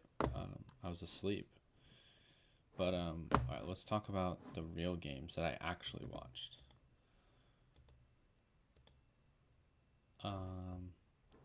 Yeah, dude. Okay, so the France game. I don't know if you know this, but the French team, they sent over like a B/C side, and they've actually been giving New Zealand some good games. Everyone was talking about beforehand, like the New Zealand team's gonna put like 40, 50 points on them every single game, but not really. They actually put up a good fight. The second game was a bit rough. They lost by like they get smacked. But yeah, they got smacked actually in this game. But this one, it was actually a pretty good game. So it actually ended up being okay. And then we go back. Why do I keep exiting out? South Africa, Georgia. I don't think we're at all surprised by this. Yeah. I mean, Georgia actually didn't look they didn't actually look that bad. They were pretty physical. They were pretty physical and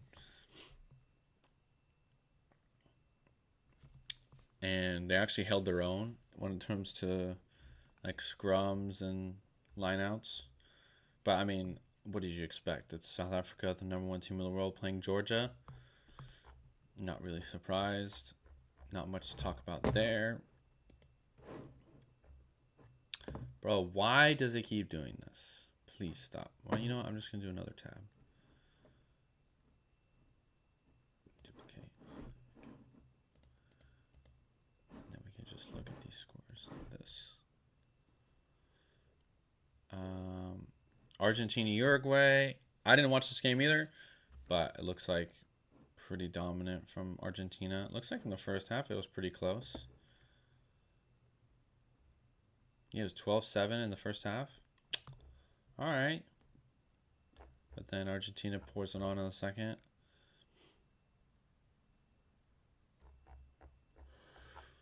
Oh, they did get a red card though too. Okay. Yeah, not surprised there. But the big one that I want to talk about is the England-USA game. Now, this one, as an American, was pretty tough to watch. The fact that this England side that they brought was not that great of a side. Like, it's not their. No, I don't. Never mind. It is still a good side, but it's not their best team. And I think the score. I think because there was like some weather delays, there was some. Yeah, the weather. I think there was lightning or something when I was watching. I don't remember seeing it, but they were delaying the game. They delayed the game. They delayed the start time. Then there was lightning during the game, so they delayed it for another like 30 minutes or so, and then they started back up. And I don't know. It was just like we didn't score until the 80th minute. Like there wasn't a point throughout the game where I was like, oh my goodness, the U.S. It looks good. Like they didn't have that much possession. I want to look at the stats. Like it just like look at the stats. It's just so rough. Meters with the ball, total runs. Like they had almost double the amount of runs that we had, and they had triple the amount of meters in total. Like it's just I get it's England, but at the same time, I think we've been talking about the US is going to host a World Cup, and the whole goal is to try to make it to the quarterfinals, but I'm like if you're going to try to make it to the quarterfinals, you got to make teams like England, teams like England who are considered better than you, but you still give them a good game. Like you still put up 20 points or so and they put up 40. I don't know. Like if this score was like 40-19, I would have been like, all right, it's a little bit better. But 40-5, and especially when you score on the last play of the game, it's like, yikes. Doesn't look good. But on the other side, England's B/C team looks pretty good. They looked very, very good. The Steve Borthwick is running that show pretty well. So yeah, I mean, I'm not really. I'm not. I guess I'm not really surprised, but I guess I'm just disappointed that the U.S. team didn't play as well as they could have. But yeah. Other than that, in terms of rugby wise, there is a game. I think there's a few games this weekend. Let's look. That's Shoot Shield and Curry Cup. Yeah, so the only game that really is here is the Australia British and Irish Lions game. That's it. I don't think they've announced the squad either. But yeah, I think so with the first game being somewhat close, it was like an 8-9 point game. It was what, 27-18, right? Yeah, 27-19. I was saying that the first game was going to be kind of close, but not really, because when you look back at the first game, the Lions dominated. They just kind of slowed down towards the end.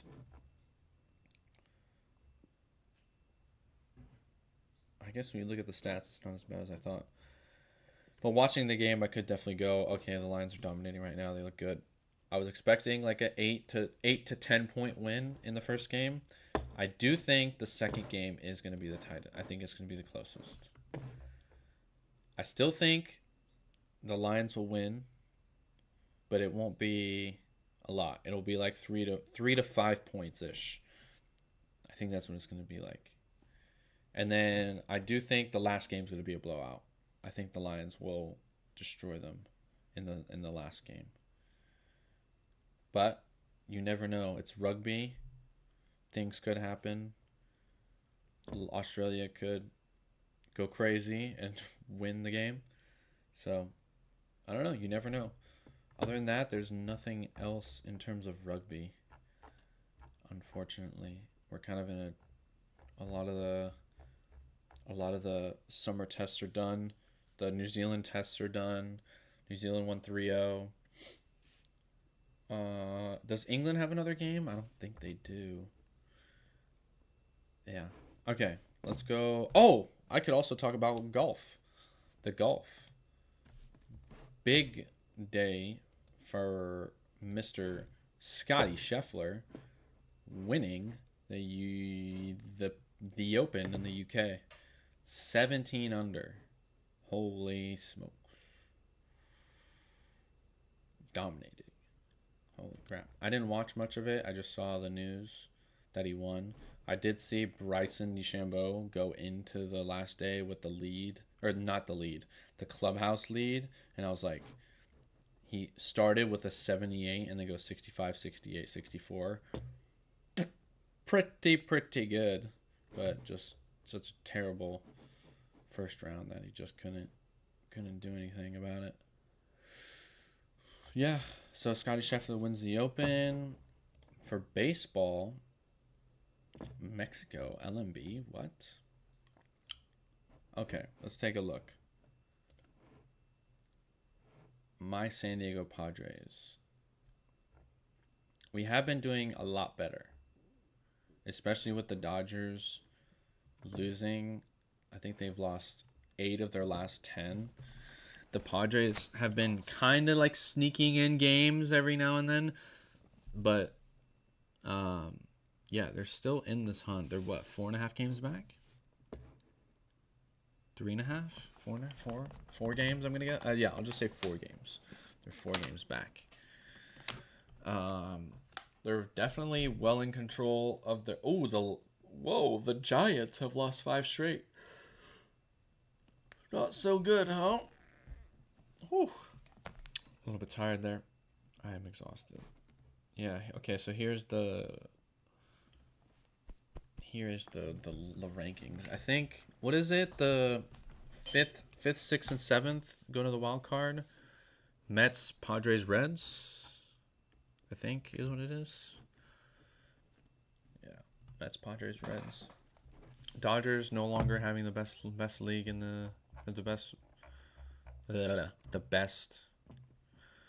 league, the best record in the National League, but they're still the Dodgers. They're still probably the best team in the majors right now. Who do they play actually? Do they have a game today? Oh yeah, they play the Twins.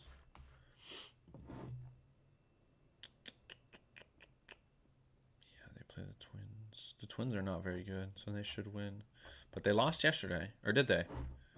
No, they won. No, they won. They crushed it. Yeah, they won yesterday, right? I think they did. Yeah, they won 5-2. Yep. Didn't Shohei pitch yesterday? Show more. Money line total. Bro, I don't want to look at the money line. I just want to look at the stats, man. Where are the stats? Where are the player stats? There we go. There we go. Yeah, there you go. Ohtani, wow, he went 3 innings, huh? 4 hits, 1 earned run. He gave up a home run. But, Dustin May also came in. Tanner Scott. 3 strikeouts. He's a 1.5 ERA. Damn. And then didn't he hit good too?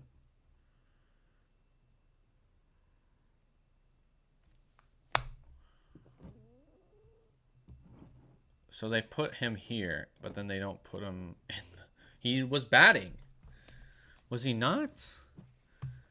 I swear he was batting. By the way, Will Smith is having a crazy year this year.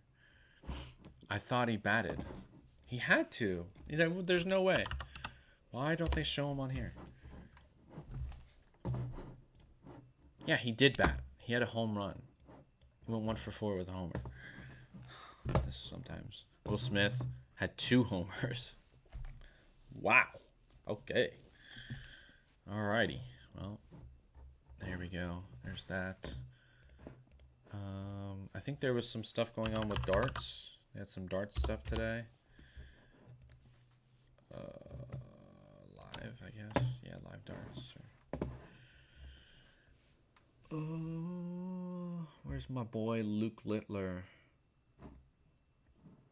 He won yesterday, I'm pretty sure. Did he not? I thought he did. Tuesday? Here we go. Monday. Is he not here? Van Gerwen won. Yeah, he did. Okay, he won 10-2. Okay. Bro, Facebook, go away. You scared me like that.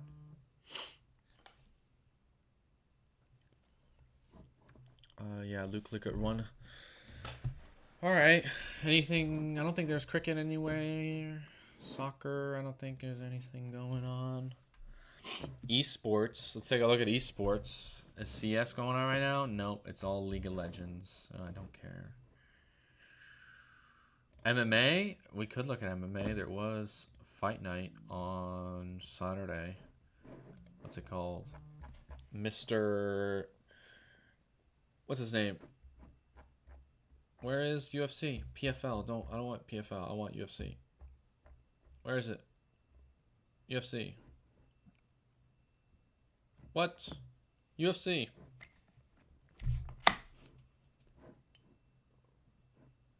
Results.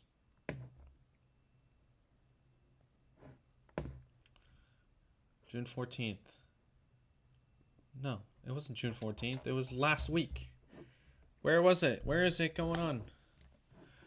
Okay, let me just look it up. UFC. Whoa, what the hell? UFC. There we go, just do that. Yeah, there it is. Boom. Max Holloway retires. He's done, unfortunately. Or no, Dustin Poirier retires, not Max Holloway. Max Holloway won. It was actually a good fight. There was, what was it, round one? There was one round where both of them knocked each other down. I was like, what the heck's going on? Paulo Costa won. Daniel Rodriguez won. I didn't watch this fight. Oof, that's a pretty good fight. Dang, Danny Ige lost. Patricio, what a name that is. Patricio Pitbull. I don't want to fight that guy. No thanks. Patricio Pitbull. Holy moly. Brendan Allen won. Dang. There was no women fights. What the hell? There was one. The first fight of the night was a women's fight. All the rest were men's fights. Okay. It's kind of funny, but whatever. Yeah. Otherwise, I don't think there's anything else going on. Basketball is done. Baseball. I can look at some more baseball. Padres, Miami Marlins. Please, Padres, do not freaking lose to the Marlins now. All we care about is Dodgers losing. By the way, there's the Netherlands has a baseball league. I didn't know that. Venezuelan. The Mexican League, huh? I didn't know there was a Mexican League.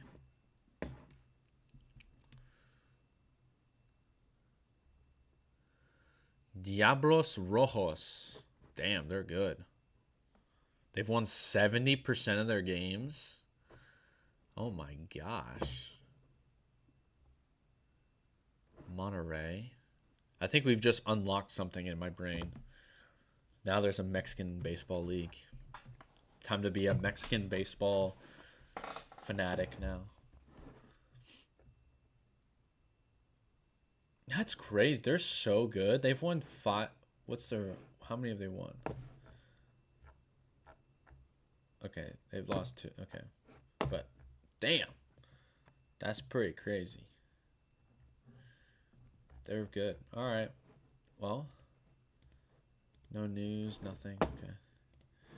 Trying to think of, is there anything else? We looked at golf. Scotty Scheffler winning the Open. Table tennis. Is there anything? Yeah, I guess we can look at cycling again. Yeah. So if you didn't tune in earlier, stage 16 finished. It was a very exciting stage. Valentin Paré-Peintre won the stage. Ahead of Ben Healy, who rode a great ride today. But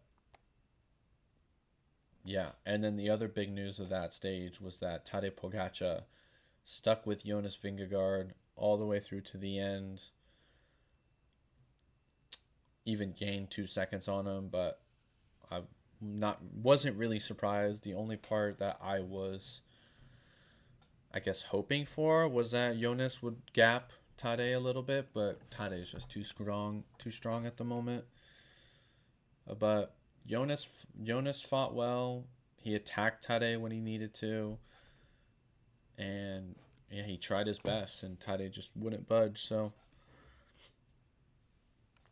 I guess, so yeah, looking at the GC, Tadej still 4 minutes. Or no, they didn't update this yet. This is after stage 15. But I think Tadej now is 4 minutes and 15 seconds ahead of Jonas. Because he gained 2 seconds on him, but then Jonas gained like another 2 minutes to Florian Lipowitz, who's in third. So there's like a massive, I mean, there is a pretty big gap between first and second, but there's an even bigger gap between second and third. So it's basically, there's Tadej, there's Jonas, who's not just behind him, but he's kind of on the same level. Because here's the thing, you take away the time trial where Jonas really sucked, he would be like what, 2 minutes and 50 seconds back, which is like somewhat doable. But the fact that he lost so much time on the time trial is rough.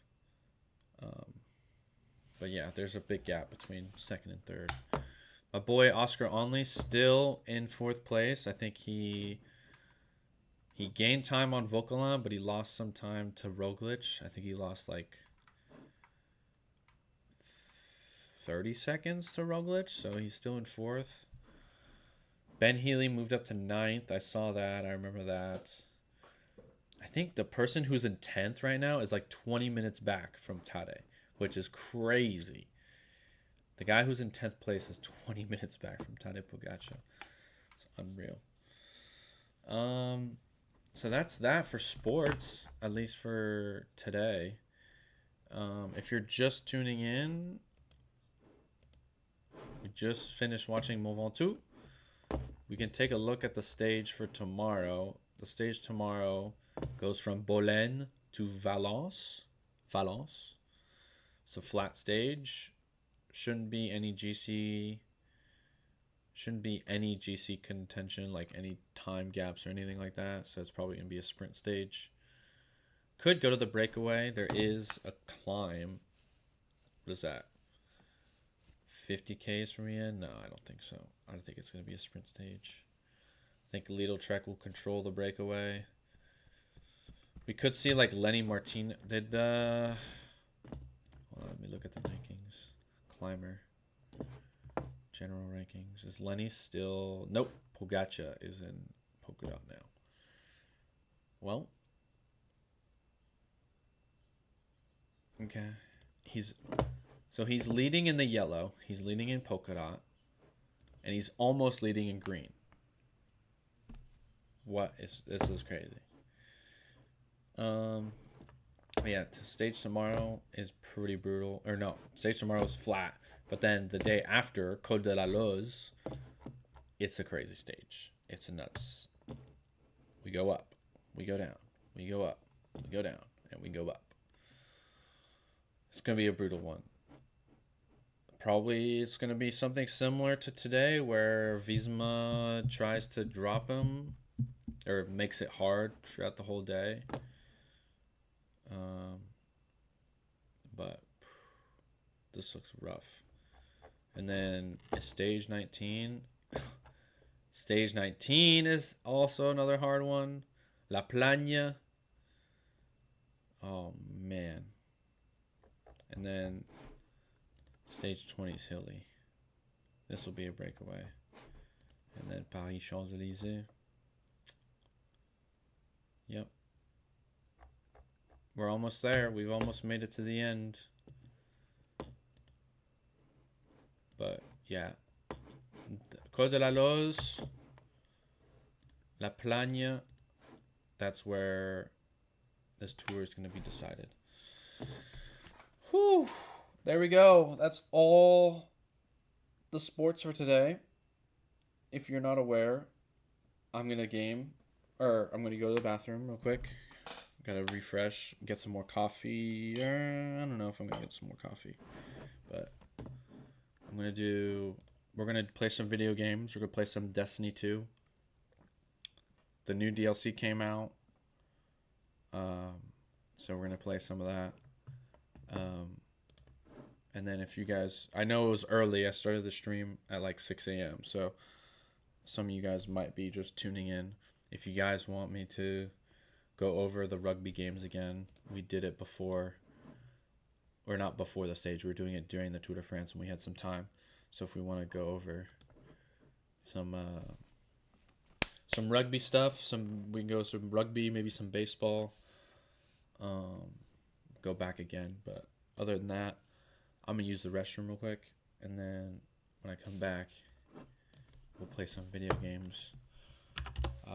Should I put on some sort of like?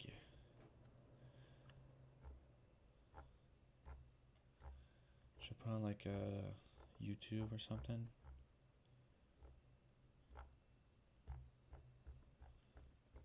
I don't know. Just like some highlights or something. Or maybe just put on some beats to relax. I don't know. Oh, yeah, today. Oh, I forgot. Today is the reset for Destiny. Okay. We'll have some stuff to do then. Oh, that's not really Siva armor, but okay. Alright, we'll be.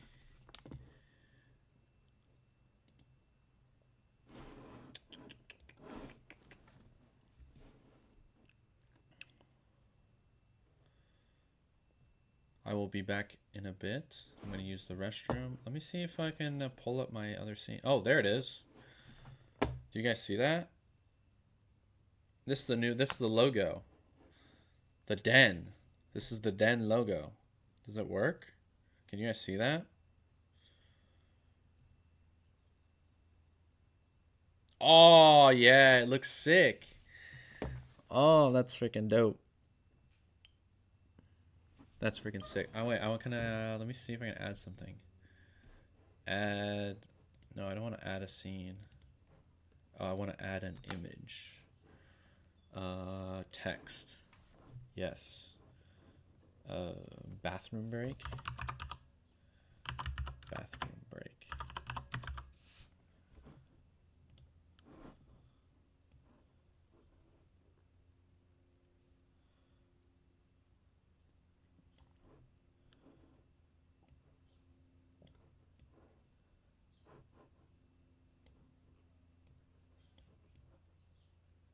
Boom.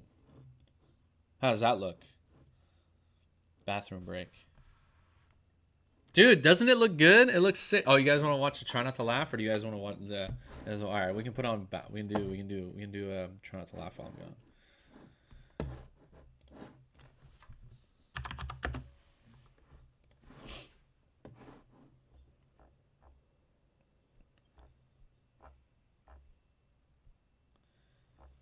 Memes that I forgot 4 years ago.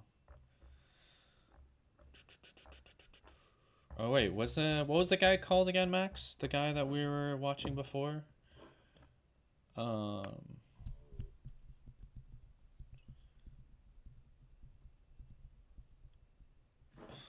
rebooted, bro?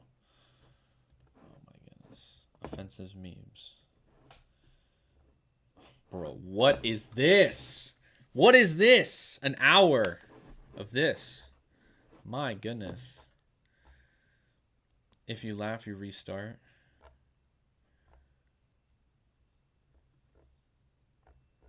Which one do you want to watch, Max? Since you're the one here. While I go to the bathroom for a little bit. Unwatched. Oh, H Matter. That's right. Okay, H Matter. Is he still posting, I wonder? 4 years ago. Let's see. No, bro. The last one was 2 years ago. I guess we could put it. 18 minutes. H Matter. Alright, we'll put on H Matter. It's a 2 year. I'm going to go to the bathroom. I'll be back in like, I don't know, 10 minutes or so. Get a rejuicer, get some more coffee, get some food. And then we can, what's the next video? So like that I don't. Let me just look. Up in my room. Yeah, she said. Just in case I don't. I don't want to wait on. Okay, fuck's sake. Can I like queue something up? Oh, add to queue. Okay, perfect. What can we?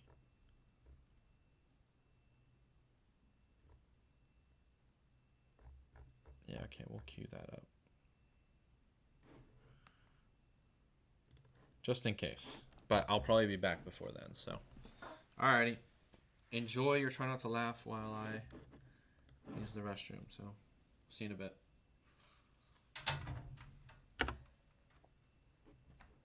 Could be dream. Life would be dream if I could take you.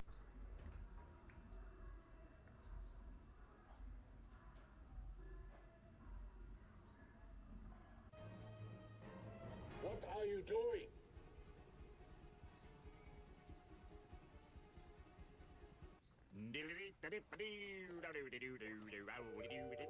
You get no bitches. You don't trust anybody, that's your problem. I trust my barber. Boy, what the fuck going on in Miami, bro? Boy, she would've got in that bitch. No!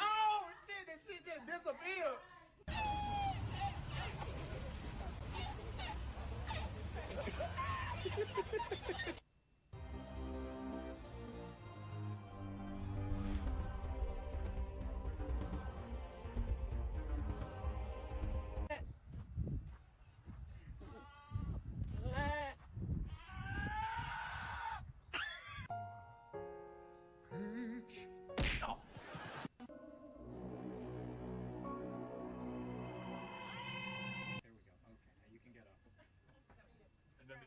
Stylex's newest product.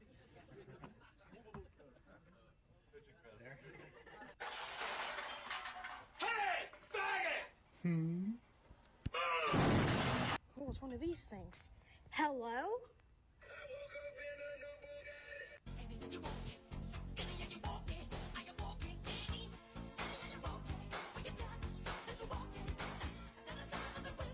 Oh, good, bro. Yo, could I join your gang, bro? Bro, what the fuck is you doing, bro? Stop What? that weird shit, Yeah, my bad. I'm hurt, bro. I need your help. Ah!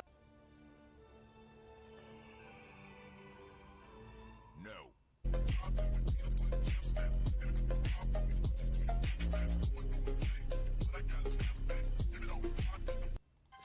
Skip. But when does this game get fucking good?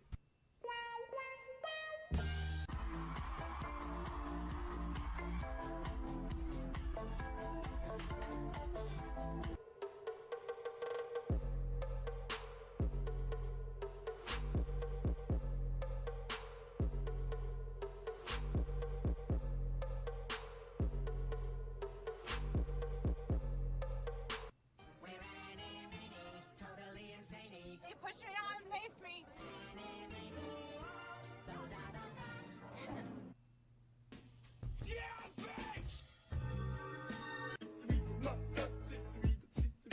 Mr. Bombastic, Bomba Fantastic.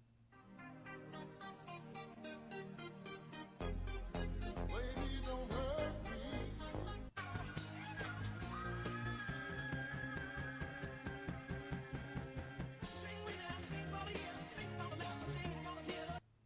Okay, decrease me there. What? No, leave me alone. Put me down. Yes, I stay.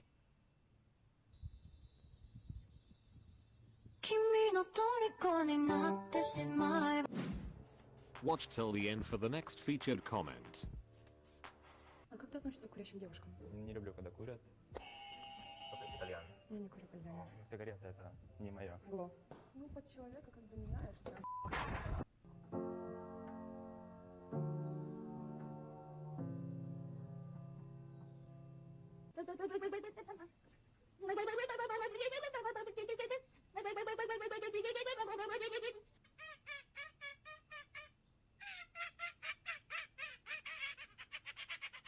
But she laid in a coma for 2 weeks, and then she defied all odds and woke up.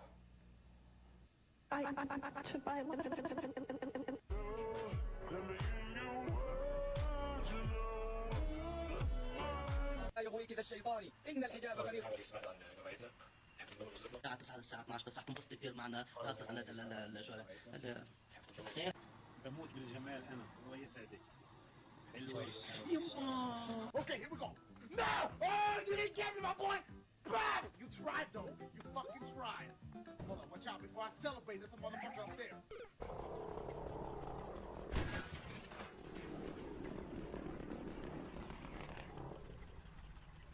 So I just saw a kid crying because he lost 100 pounds. So I gave him 15 pounds from the 100 pounds that I found.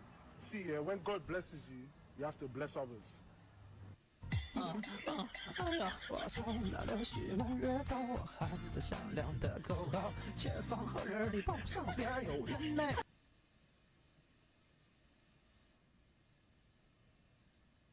What's that? It's any crystals. Don't touch it though. It, yeah. Looks pretty. Can I touch it? No, don't touch it. No, don't touch it. Don't touch it. Don't touch it. Don't touch it. The Minecraft dirt block. I look like a Minecraft dirt block. Look at it. Look at it.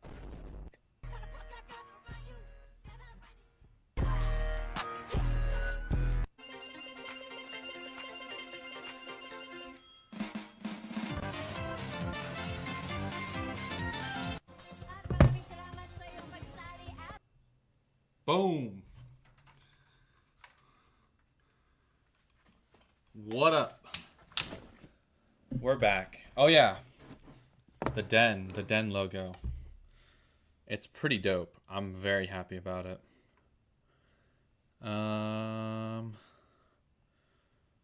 We're back.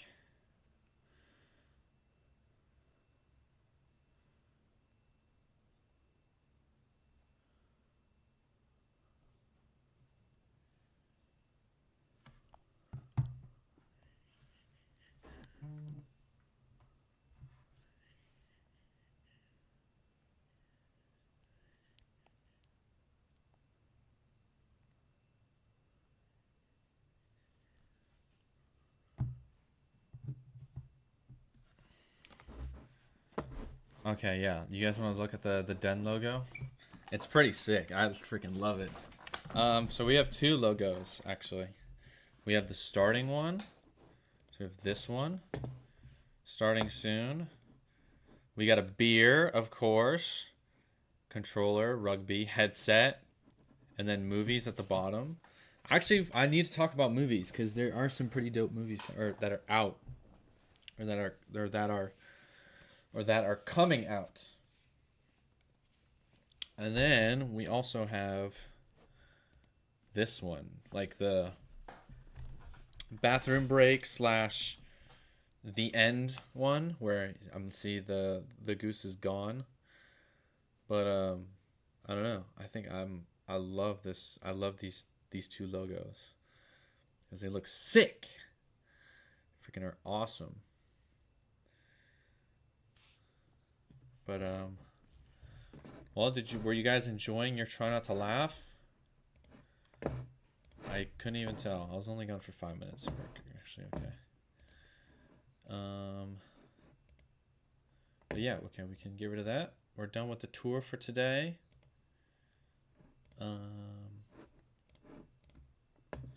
Cycling, we can cut that.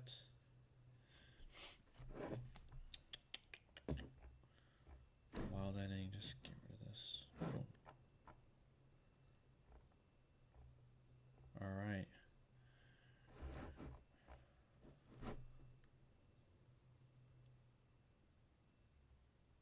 Oh, the raid shader. Oh, the raid shader looks crap. Sorry, I don't like the raid shader. Alrighty, well, shall we get to gaming? Does that mean I think I have to change my? I think I need to change my setting or my. There's gotta be a way for me to do that. Hold on. No, this can go away. Settings, output, stream. No, I think there's a way for me to.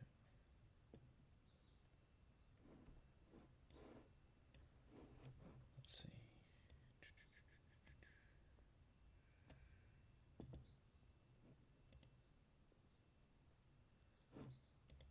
Yeah, live streaming. Dismiss. Edit.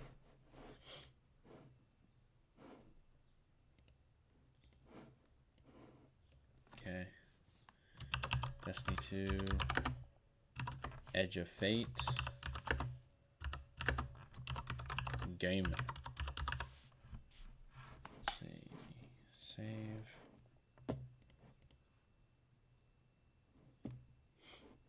Oh, I don't want to leak anything.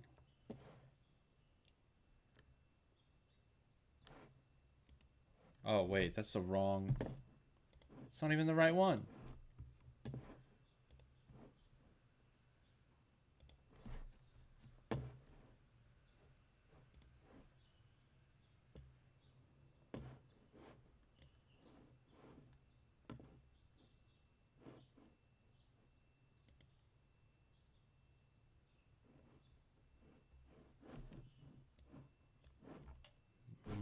End screen, cards, customize? No.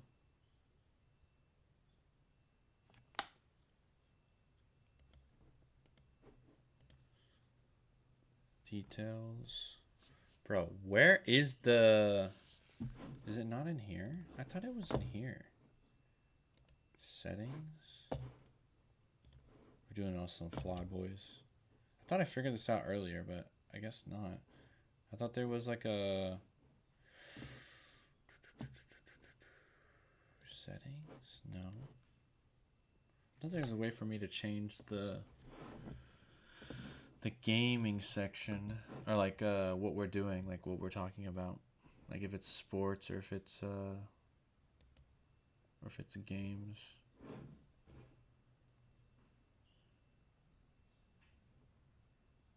Oh, here we go. Live control room, maybe. No. Edit.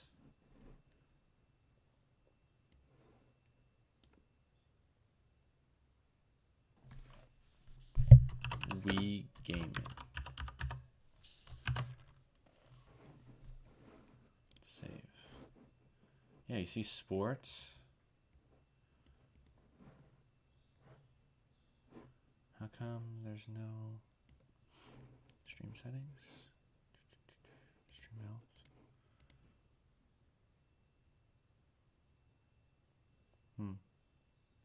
Oh well.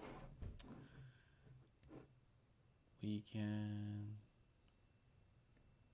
because I know maybe instead of doing YouTube next time, we'll do Twitch, because Twitch is so much easier to change. I know how to do that. But yeah. All right. Boom. All right, we got rid of this. We don't need that. Sweet. We don't need that anymore. All right, time to game, boys. Who's ready to freaking play some Destiny?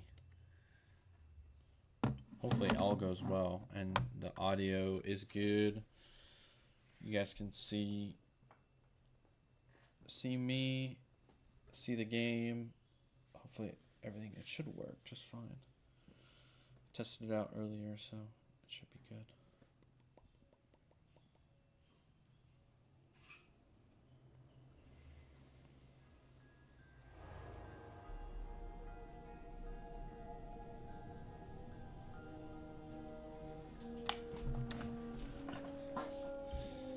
Connecting.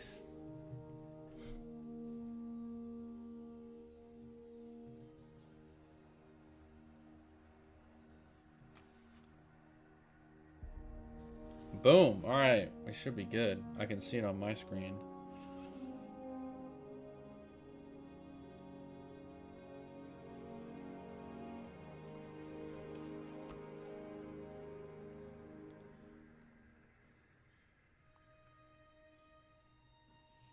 What? What is going on? Oh, are the servers down? I didn't think about that. I think the servers are down.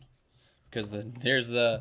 Wait, hold on. I think we might have to go to movies and stuff. Wait, Destiny 2 servers. I didn't even think about that. I forgot that it's reset.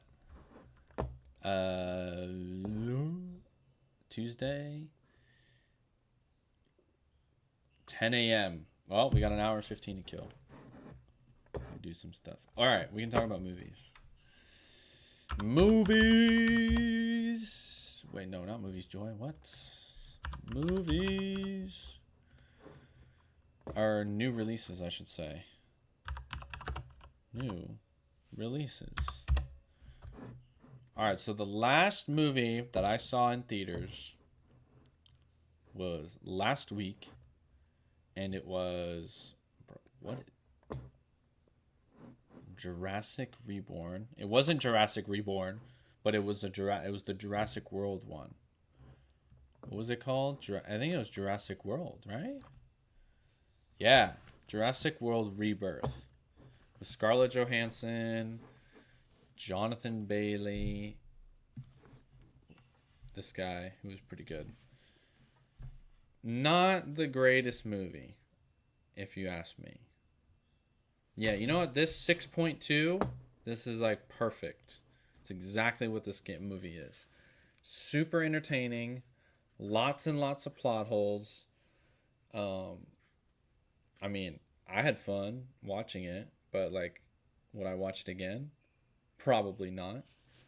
But I mean, yeah, it was good.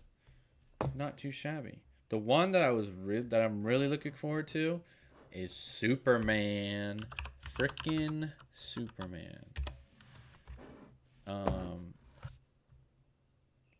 think it came out, didn't it? Yeah, it did. What? I thought it came out last week. Bro, I'm so behind. Bro, my title of movie connoisseur is out the window. I haven't seen this. It came out 2 weeks ago almost. I've been hearing good things about it. It's got an 83 on Rotten Tomatoes. Actually, when it comes to movies, I almost never look at Rotten Tomatoes, but 7.6 seems pretty good. It's kind of funny, you know, since they got rid of Henry Cavill, the old Superman that everybody loves, they're trying to go for like this Henry Cavill-esque looking guy. Like, tell me this guy doesn't look like him in a way. Like, he's obviously like younger, but like the jawed look, jacked freaking, I don't know, the hair, like even the hair, like let's take a look. Henry Cavill. Like, bro, tell me these two don't look alike.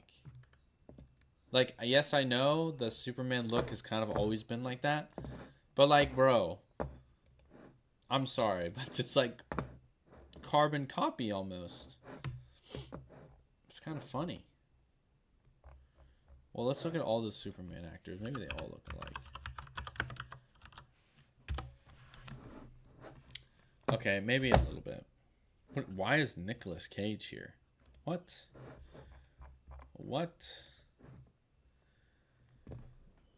Okay, then never mind. They all kind of look similar. Wait, Nicolas Cage played a Superman? When? Jeez, Louise. A lot of these seems to be like they were in shows. So maybe I should just look up... Superman movie actors. Sure, in order. All the actors who have played Superman on screen. Kirk Allen was the first, then George Reeves. Bro, look at the...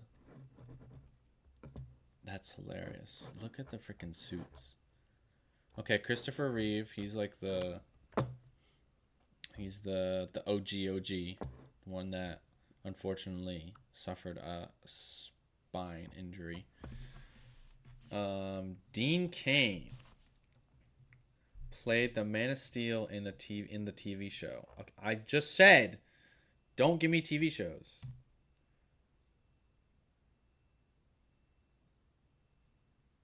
He showed up as Clark Kent, Tom Welling, then Brandon Routh, then Henry Cavill. Yeah, this is the guy from the... People, go away. Stop. This is the guy from the TV show. Apparently he's pretty good. But, like, everybody talks about Henry Cavill. He's the best. Right? Like, look at these two. They look identical almost. Do they not? Like, it's like a carbon copy. I guess these two look... I guess they all look kind of similar. This guy does not. They all try to look like Christopher Reeve because he's the OG. Bro, I can't believe this is like... Superman first took live action in 1948. Whoa. That's crazy. I didn't know it was that long ago. Yeah, such a shame that they couldn't bring back Henry. But what can you do? It's a business. Alright, so Superman's out. I need to go see that ASAP. And then the Fantastic Four comes out soon, yeah? Oh, bro! This one comes out in 2 days! Oh my gosh. I'm like falling behind on my movies, man. Alright, well now I gotta watch 2 movies. This isn't good. Yeah, 2 movies. Alright, well. Another Pedro Pascal movie.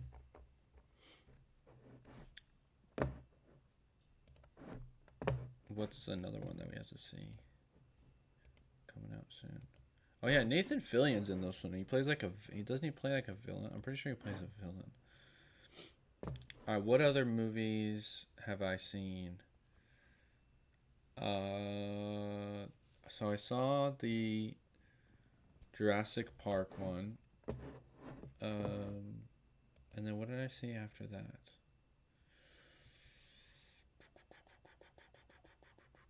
Trying to think. There hasn't been all that. There hasn't been a shit ton, there hasn't been a lot of movies lately that have been good. What was the last movie I saw? I'm trying to think. So I saw Jurassic World.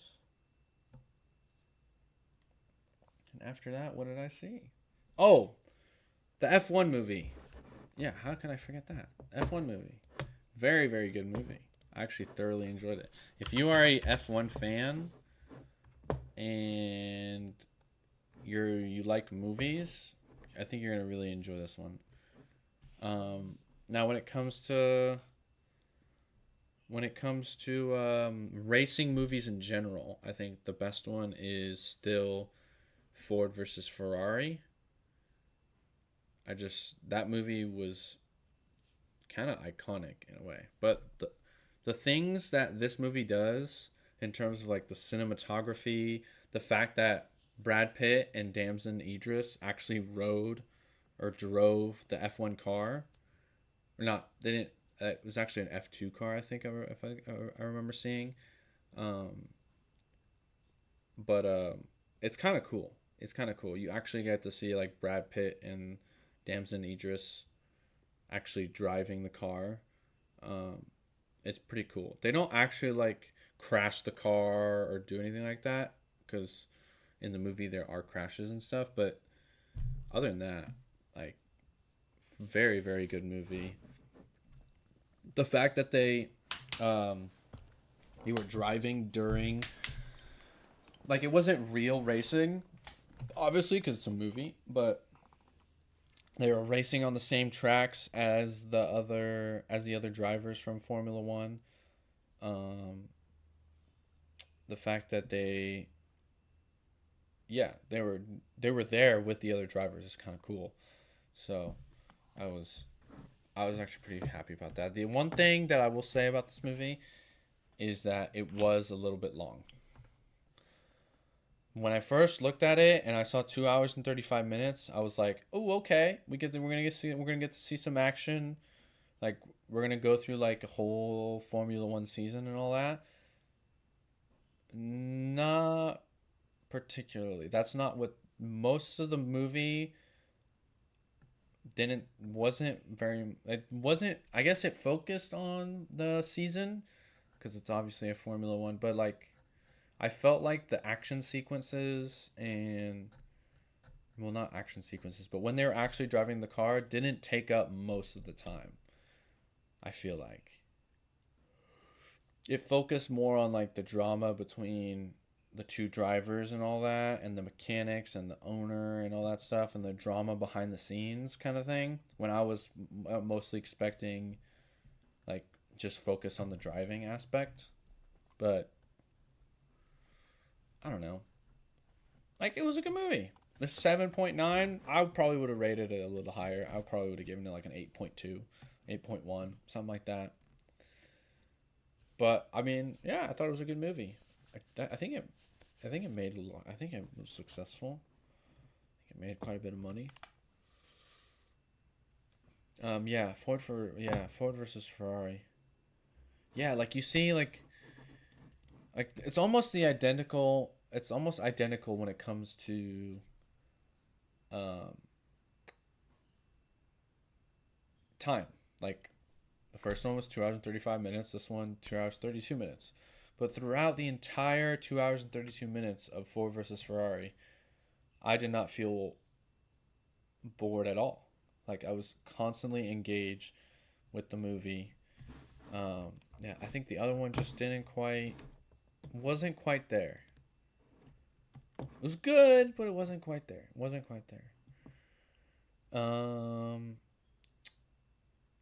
Yeah, in terms of movies, Superman's out, so I'm excited to go see that. Unfortunately, I haven't gone and seen it. And then the Fantastic Four, I'm really excited to see where Marvel goes with its stuff. Terrifier 3, that already came out though. But yeah, other than that, it's been. Oh, also heard, I haven't seen this yet, but I've heard good things about How to Train Your Dragon, the live action. I've heard that's very good. People were giving it good reviews. So maybe I'll go see that one as well at some point. Oh, Sinners as well. If you haven't seen Sinners, I think it's out. I think it's on. I think you can stream it now. Very, very good movie. Underrated. I think Sinners is going to be an underrated movie this year. I think people are sleeping on it a little bit.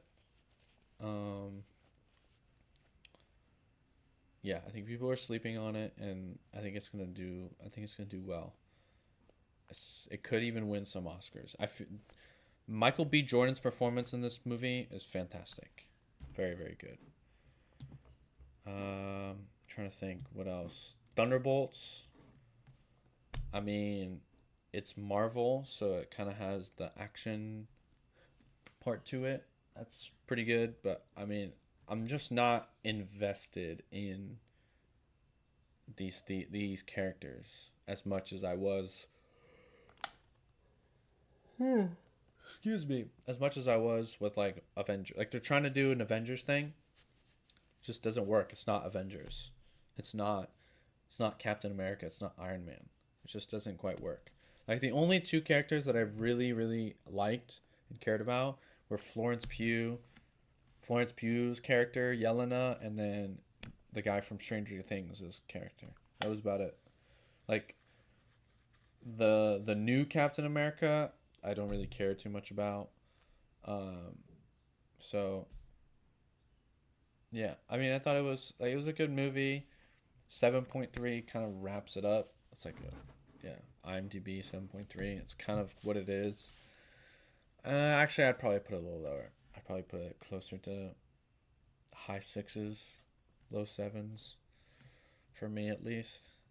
But yeah, it wasn't a bad movie. It's just not like when we expect Marvel, we expect freaking good stuff, but they just didn't.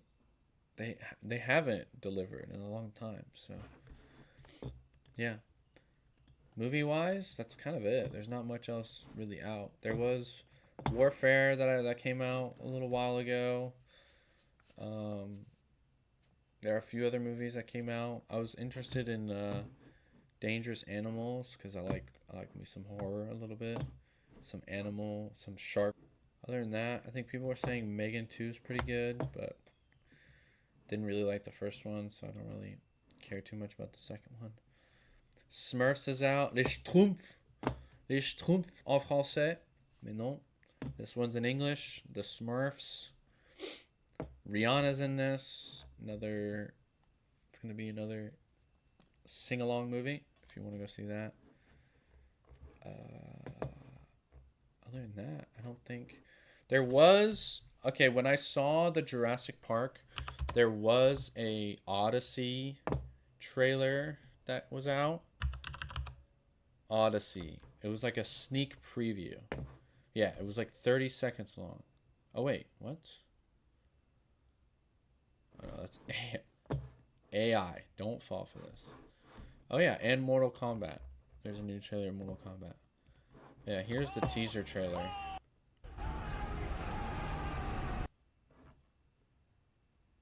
Oh, it's concept. Where's the real one? I saw one.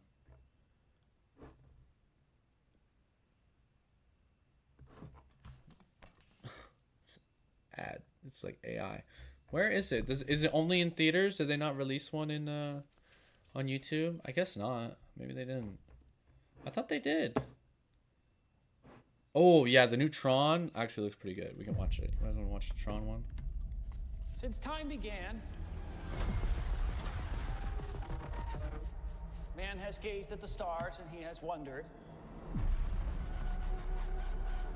am I alone? Dude, when the first Tron came out, oh my gosh. AI and big tech today. Virtual worlds, what are they going to look like? When will we get there? Well, folks, we're not going there. Ooh. They are coming here. I would like you to meet Ares, the ultimate soldier. He's biblically strong, lightning fast. All right. Supremely intelligent. And if he is struck down on the battlefield, I will simply make you another. Oh. You think you're in control of this? You're not.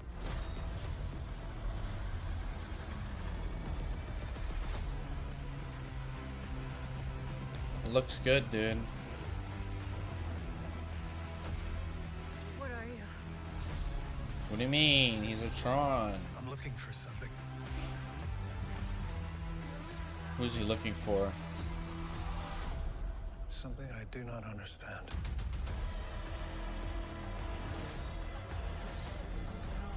So are we following the bad guys, I guess? A malfunctioning program moving. Oh, he's back. Like that. It's just a feeling. Fascinating.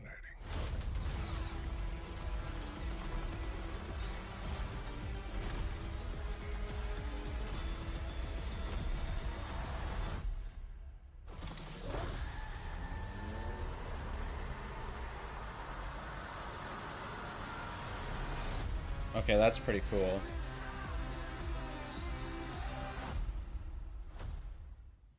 Alright, that's pretty cool. Pretty cool. Pretty cool. So they bring back, what's his name?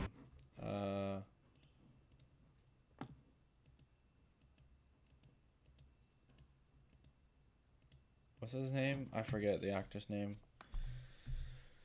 Why am I blanking, dude? Why am I blanking? He's from the He's from the first Tron, not the original Tron. The first one, Tron. Is he from the first one too? Yeah, Jeff Bridges. He is in the first one. Yeah. I was right. I was right. Jeff Bridges. All right. I got it in the end. Yeah, Tron Legacy, right? Yes. With Garrett Hundlin. That's right. Where's he at? Is he not in this? They didn't bring him back? Unfortunate. But yeah, I'm excited for this. Excited for Tron Ares. But oh my gosh, did you I don't know if Max, if you're still here, the freaking Shane Gillis opening monologue. Oh my gosh, what a treat that was. But we can actually Edge of Fate. Yeah, people are still waiting for Reset, and that won't be until 10 o'clock. Yeah, won't be until 10 o'clock. Mortal Kombat. All right, let's take a look at the Mortal Kombat one. I haven't seen it. Mortal Kombat 2 trailer.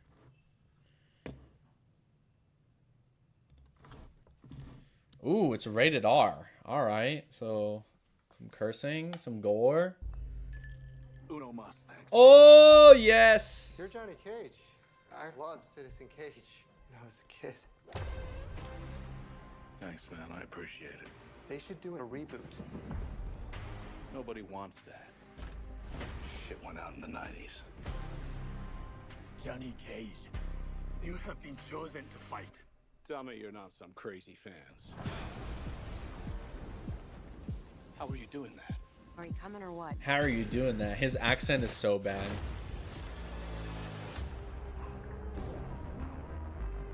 Where the hell am I? It's called Mortal Kombat. It's a fighting tournament. To the death. Oh, okay, some gore. Fuck that. All right. This is a war for the fate of your world.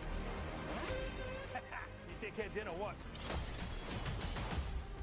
I'm not some champion. I don't have transformer arms. Or shoot lightning bolts. This shit's got nothing to do with me. I'm an actor. I find you annoying. Not the face.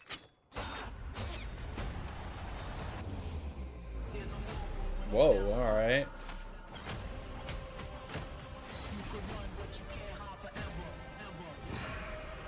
It's time to become the hero you were meant to be. But I'm an actor. Big ugly fuck. It's showtime.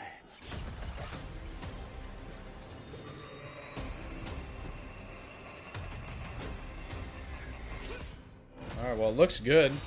Get over here. Nice. Oh, nice.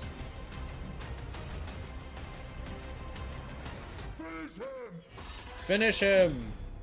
Are you shitting me? You don't have any powers? Just incredibly handsome. Nice, dude. All right. I can freaking get behind that.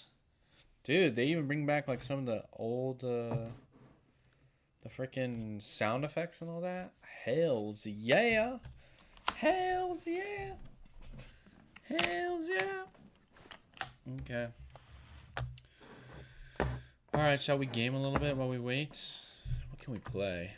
What have I not? What? Oh, we can play some CS actually. Or hold on. Ooh, maybe we play some Helldivers. We haven't played Helldivers in a long time. Oh, what's studio mode? What is that? Quick transitions. What? Settings. Doom, doom, doom, doom, doom, doom, doom, doom, doom, doom, doom. Output.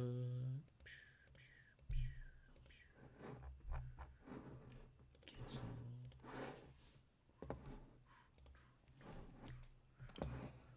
Man, why can't I change the category? Why can't I do that?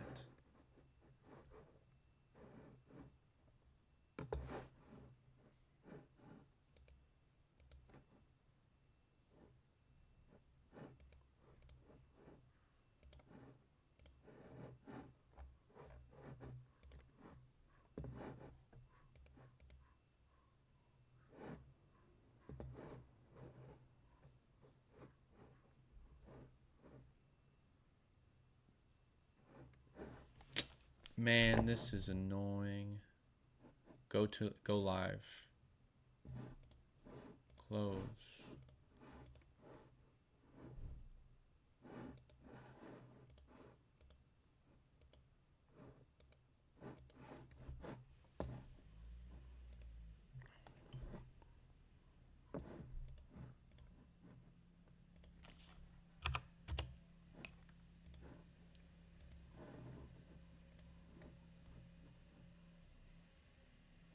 View your channel. We Gaming live.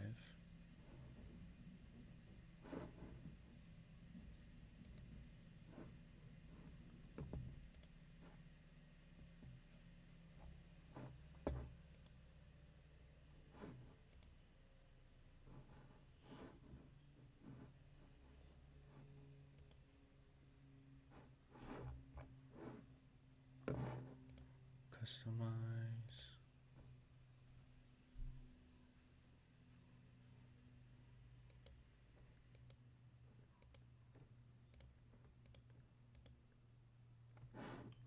That's fine.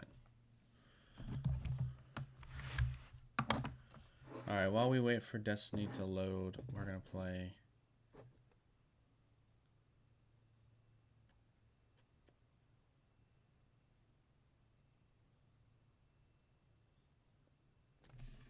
some Helldivers. Ooh.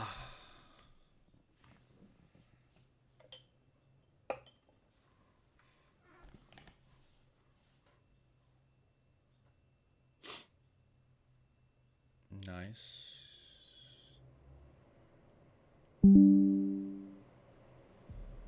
Perfect. You guys should be able to see it, correct?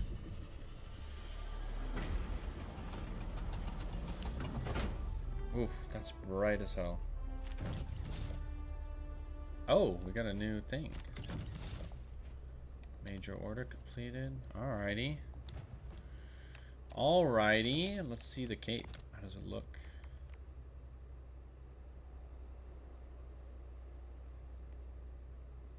Oh, it doesn't look too bad.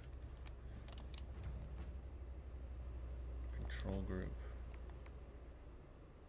What is this?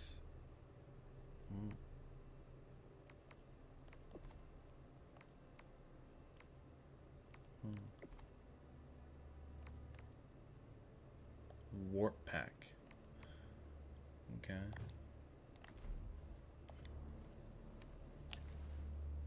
What is our new major order? Damn.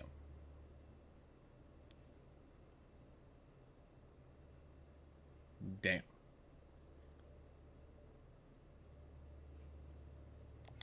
Okay. That is a lot. The galactic war waits for no one. Are you ready, Helldiver?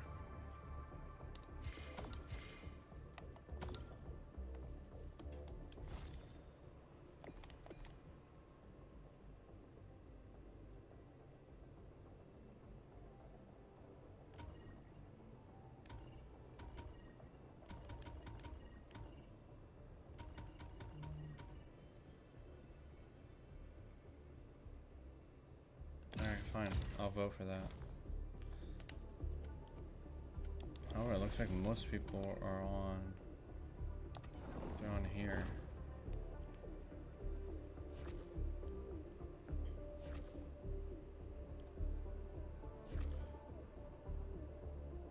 Oh, we're in a city.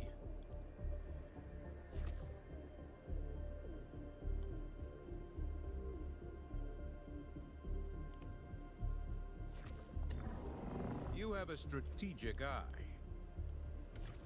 Oh, wow.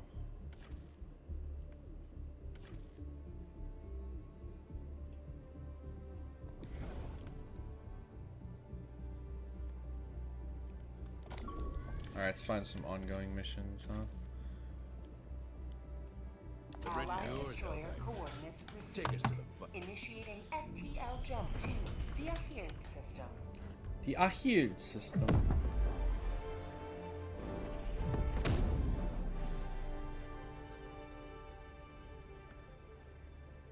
FTL jump successful.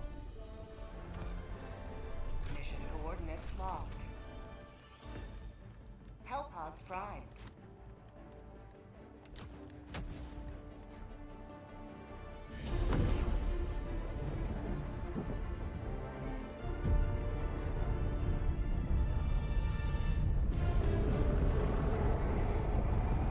Oof.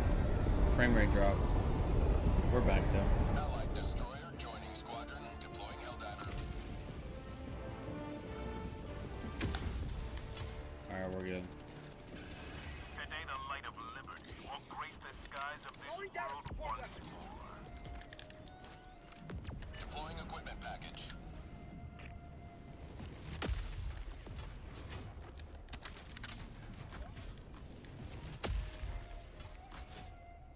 Tagging that. 50 meters. Hmm.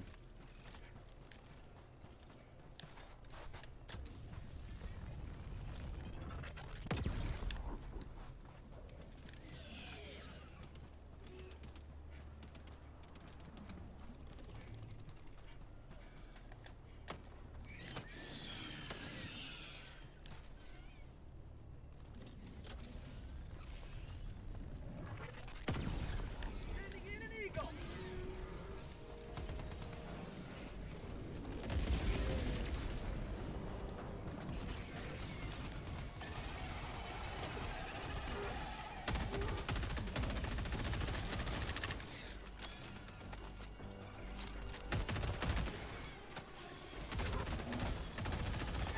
Air sample collected.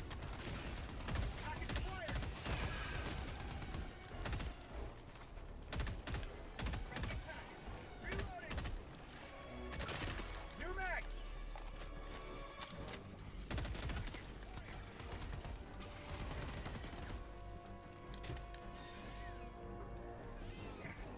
Dropping package. Sample collected. Going down to confirm weapon. Package acquired.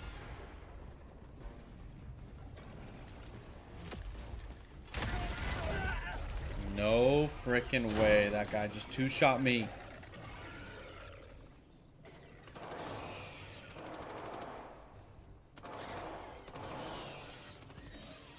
Is there a way to change my loadout? Reinforcing. No, I don't think so. Alright, hold on. I had the wrong loadout on. Sorry, bro.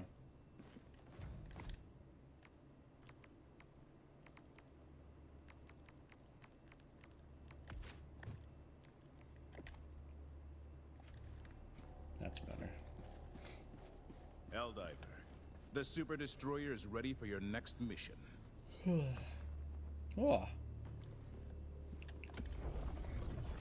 Man, I am tired. The city was once a center of commerce. You know what? We're gonna actually wait. We're gonna wait. We're gonna do some YouTube gaming. Or not some YouTube gaming. Oh.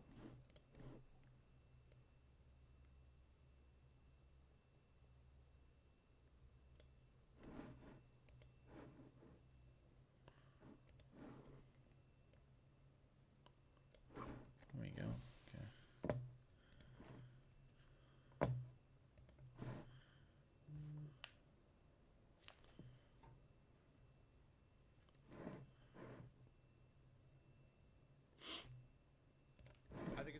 All right, Sweat. What do you have for us today?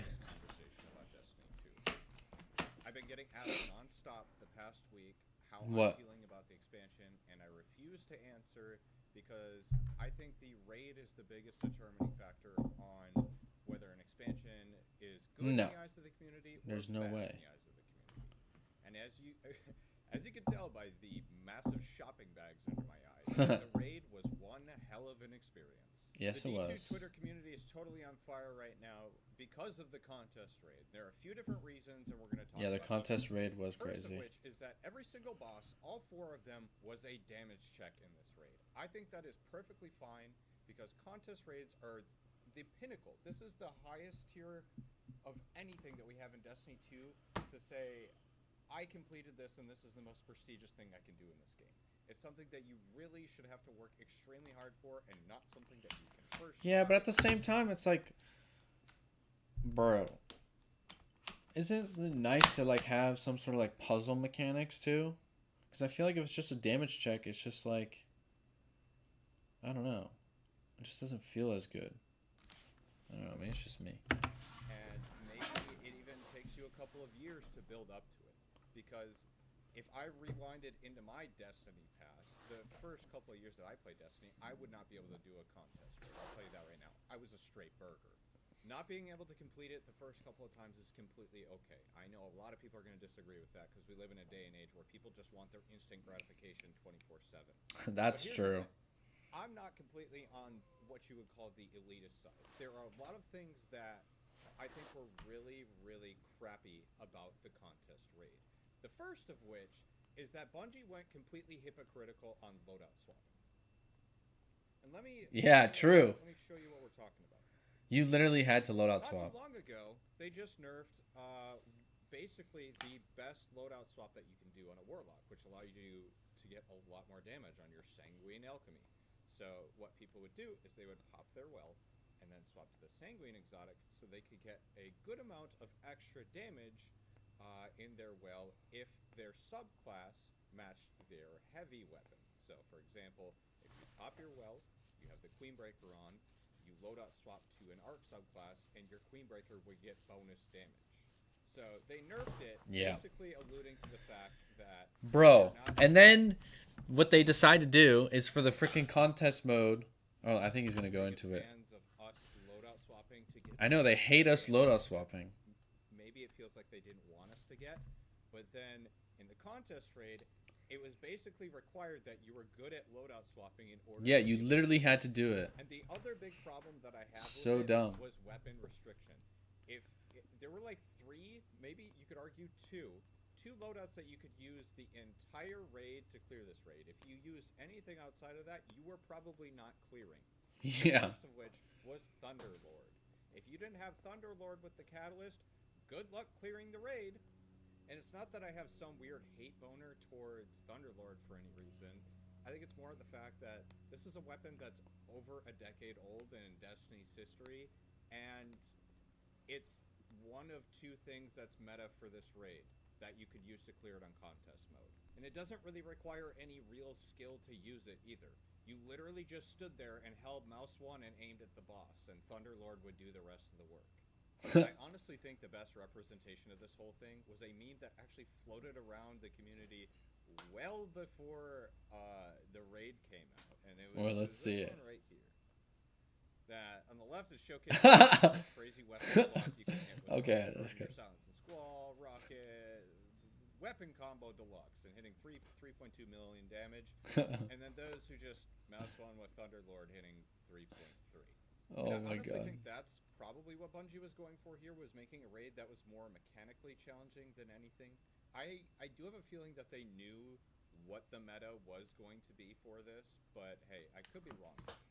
Point is that there needs to be at least a few more options that you can use to be able to clear this, because if you don't have 1 or 2 weapons that you didn't get for any particular reason, you're not able to complete the raid, I think that's really cringe.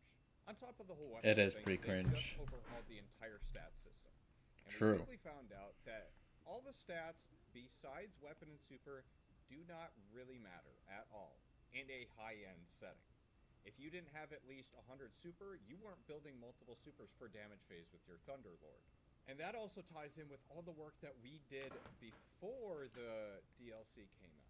If you looked in the Twitch directory a week before the expansion came out, you probably saw every streamer and their mother literally just farming the Grasp of Avarice. Yes! It was so boring. The reason that people were farming this is so that they could get stat rolls that you can't currently get anymore. And Yeah, this you can't get them includes anymore. being able to maximize your weapon and super stat at the same exact time.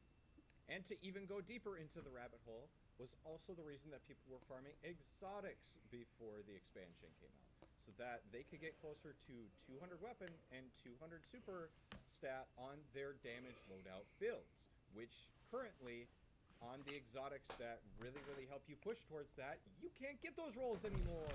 The best way to level up during the expansion was also something that was very tedious and boring. And Encore! you had people running the Encore mission on People are still I doing think it now. Myself personally, we probably did at least 30 hours of Encore for just leveling for the raid. Did you need all those levels? No. Let me clarify why exactly people are running it. So the higher level that you go, the higher difficulty option you can choose. And at these higher difficulty options, you get the higher tiered armor. So like at tier 3 armor and up is where you start getting a stat boost compared to the armor that we used to have. So you could get armor stat rolls that were like 73 plus.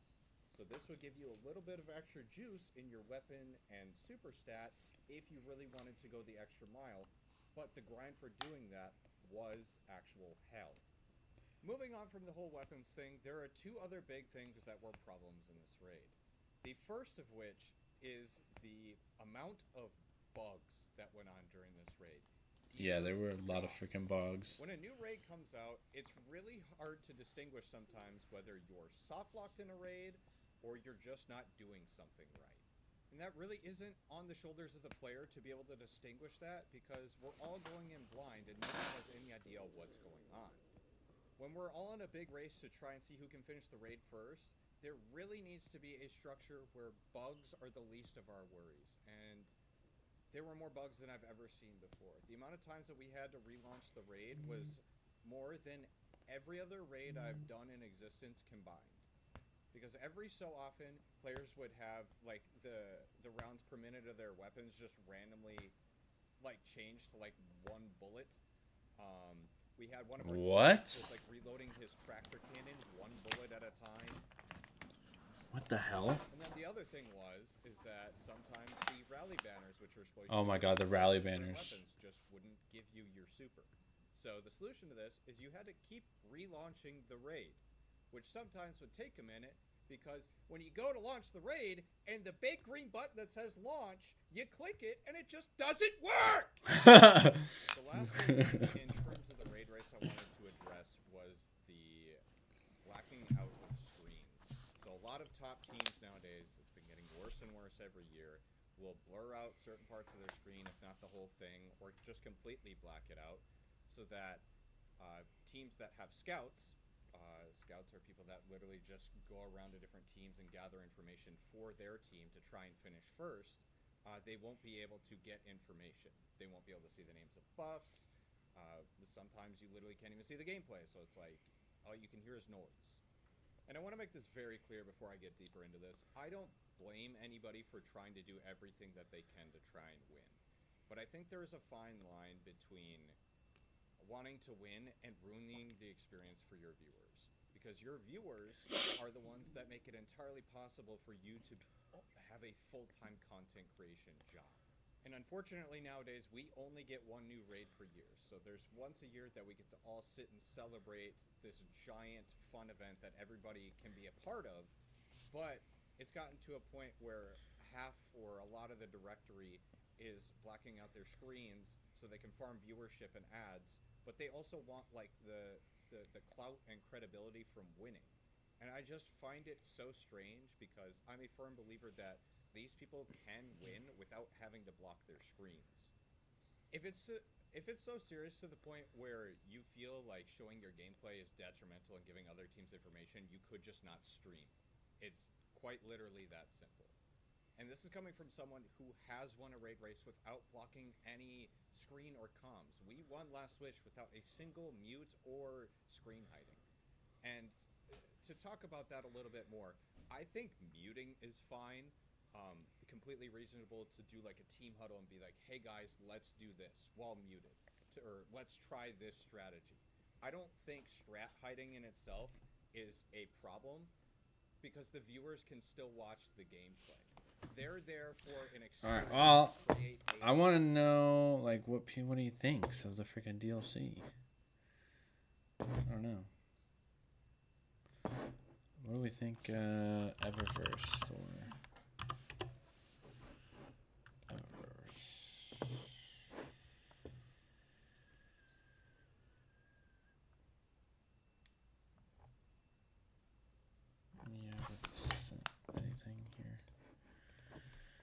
Alright, well, nothing really there.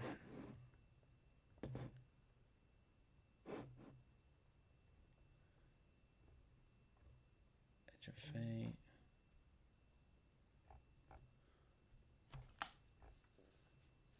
Damn.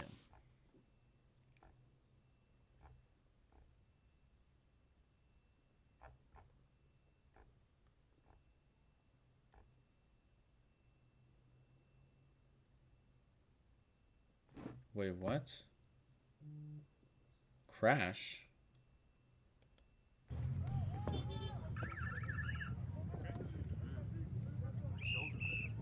He crashed?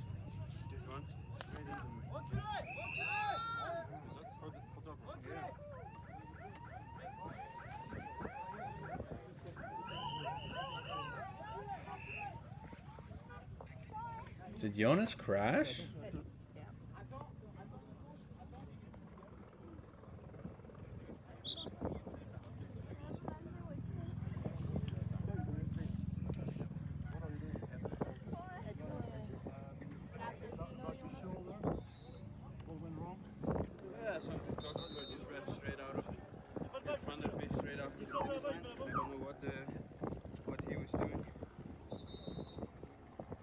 Oh, was at the end. Does it hurt? Well, did you crash or did you shoot? Yeah, I went down. I think people in the finish area, they should... The hell? What can you say about today, about the rest of the stage, or about the final climb? Well, I was feeling very good today. So happy with the feeling today and happy with the attacks I tried to do. And yeah, of course I didn't gain any time today, but I take a lot of motivation today. What about the full commitment of the team, yourself, Camping, Yeah, we want Yeah, to somebody in the break, and yeah, you probably is pretty happy. yeah, quite a bit, but yeah, I knew from the bottom when they started pulling that he feels good, that he's gonna try. So yeah, I was ready for all of them, and yeah, today job done, and we can go to the next day. And you enjoyed the race up Mont Ventoux, just one climb of it today, and a kind of strange stage just with that one climb. Yeah, I enjoyed really a lot, much more than in 21, and there was a lot of Slovenian fans today already. I think now next days in Alps is gonna be incredible with all the Slovenians and cheering for me and Primož and the others. So yeah, it was a nice race today and a nice climb to finish. Your thoughts on counter-attacks today? You did one counter-attack. Were you considering more, or what was your thought about it? No, I tried. I tried one time, but yeah, it was not.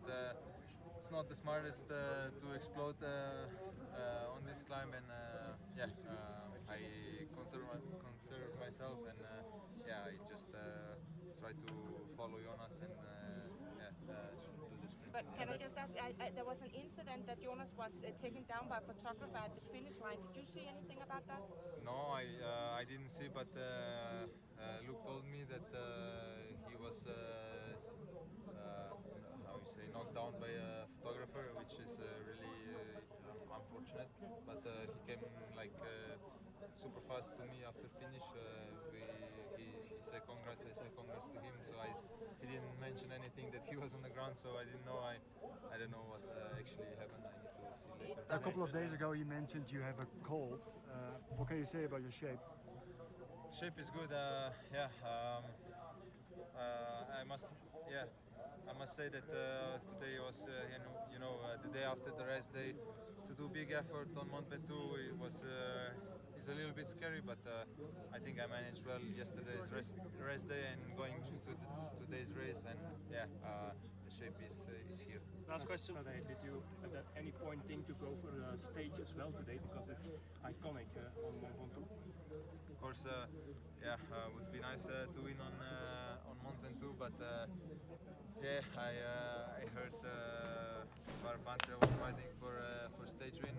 I kind of like this guy. I was in changing room with him. I kind of like him. Yeah, it was incredibly how happy he was, and yeah, he deserved the victory. It's it's legendary climb, and he's a pure climber, and of course you always want to win. You don't want anything to let go just like this, but yeah, he deserves the victory.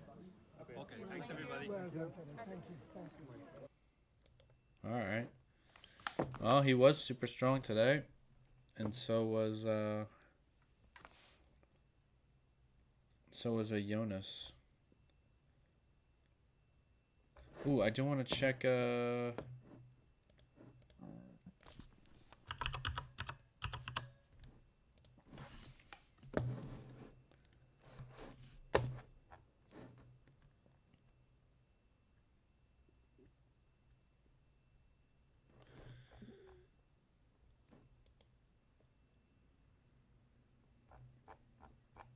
You gonna fix anything? No, so.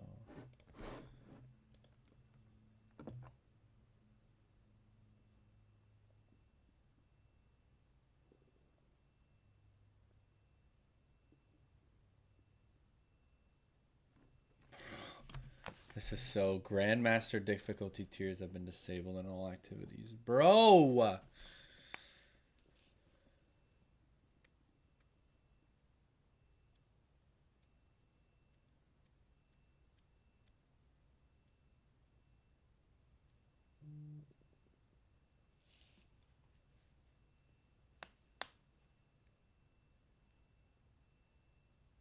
Oh, imagine that. That's crazy. Imagine that.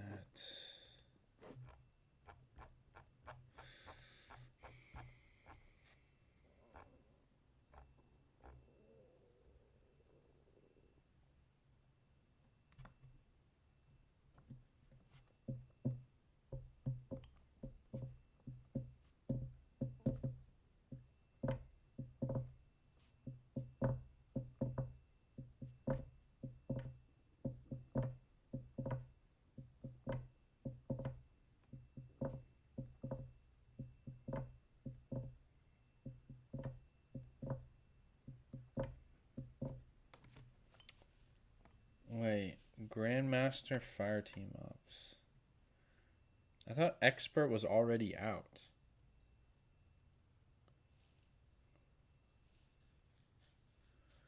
Sometimes I don't understand Bungie. Like,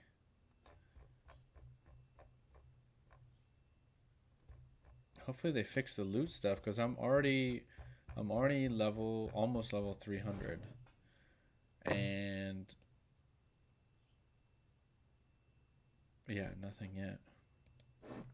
I haven't gotten any tier 3 stuff yet.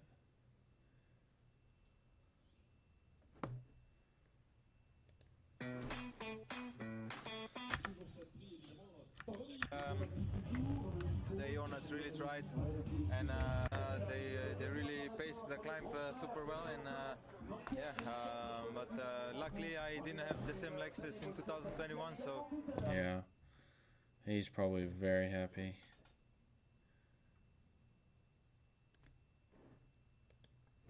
Oh, let's see. What does Bungie have to say?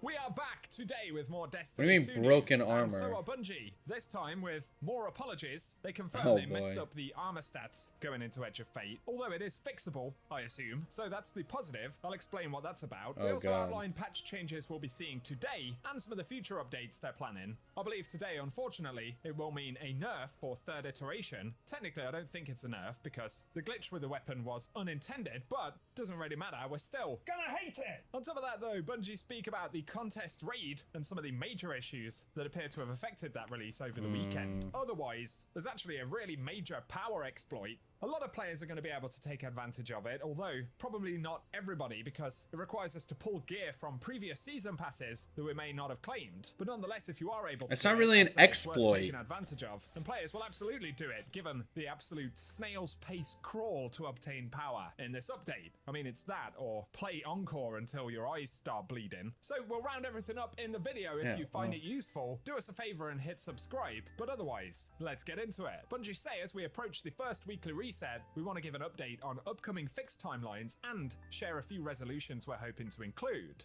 They point out that this is not a full Oh list of boy, active here we go. investigations or planned fixes, but a recap of some of the major things coming up very soon. Initially, we're getting a patch today, July 22nd, and they're hoping to...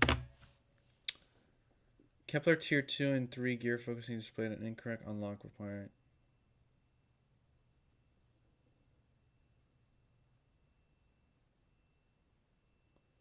Kepler tier 2 and 3 gear focusing displaying an incorrect unlock requirement. Players must complete the Explore Kepler Fabled quest to unlock tier 2 focusing.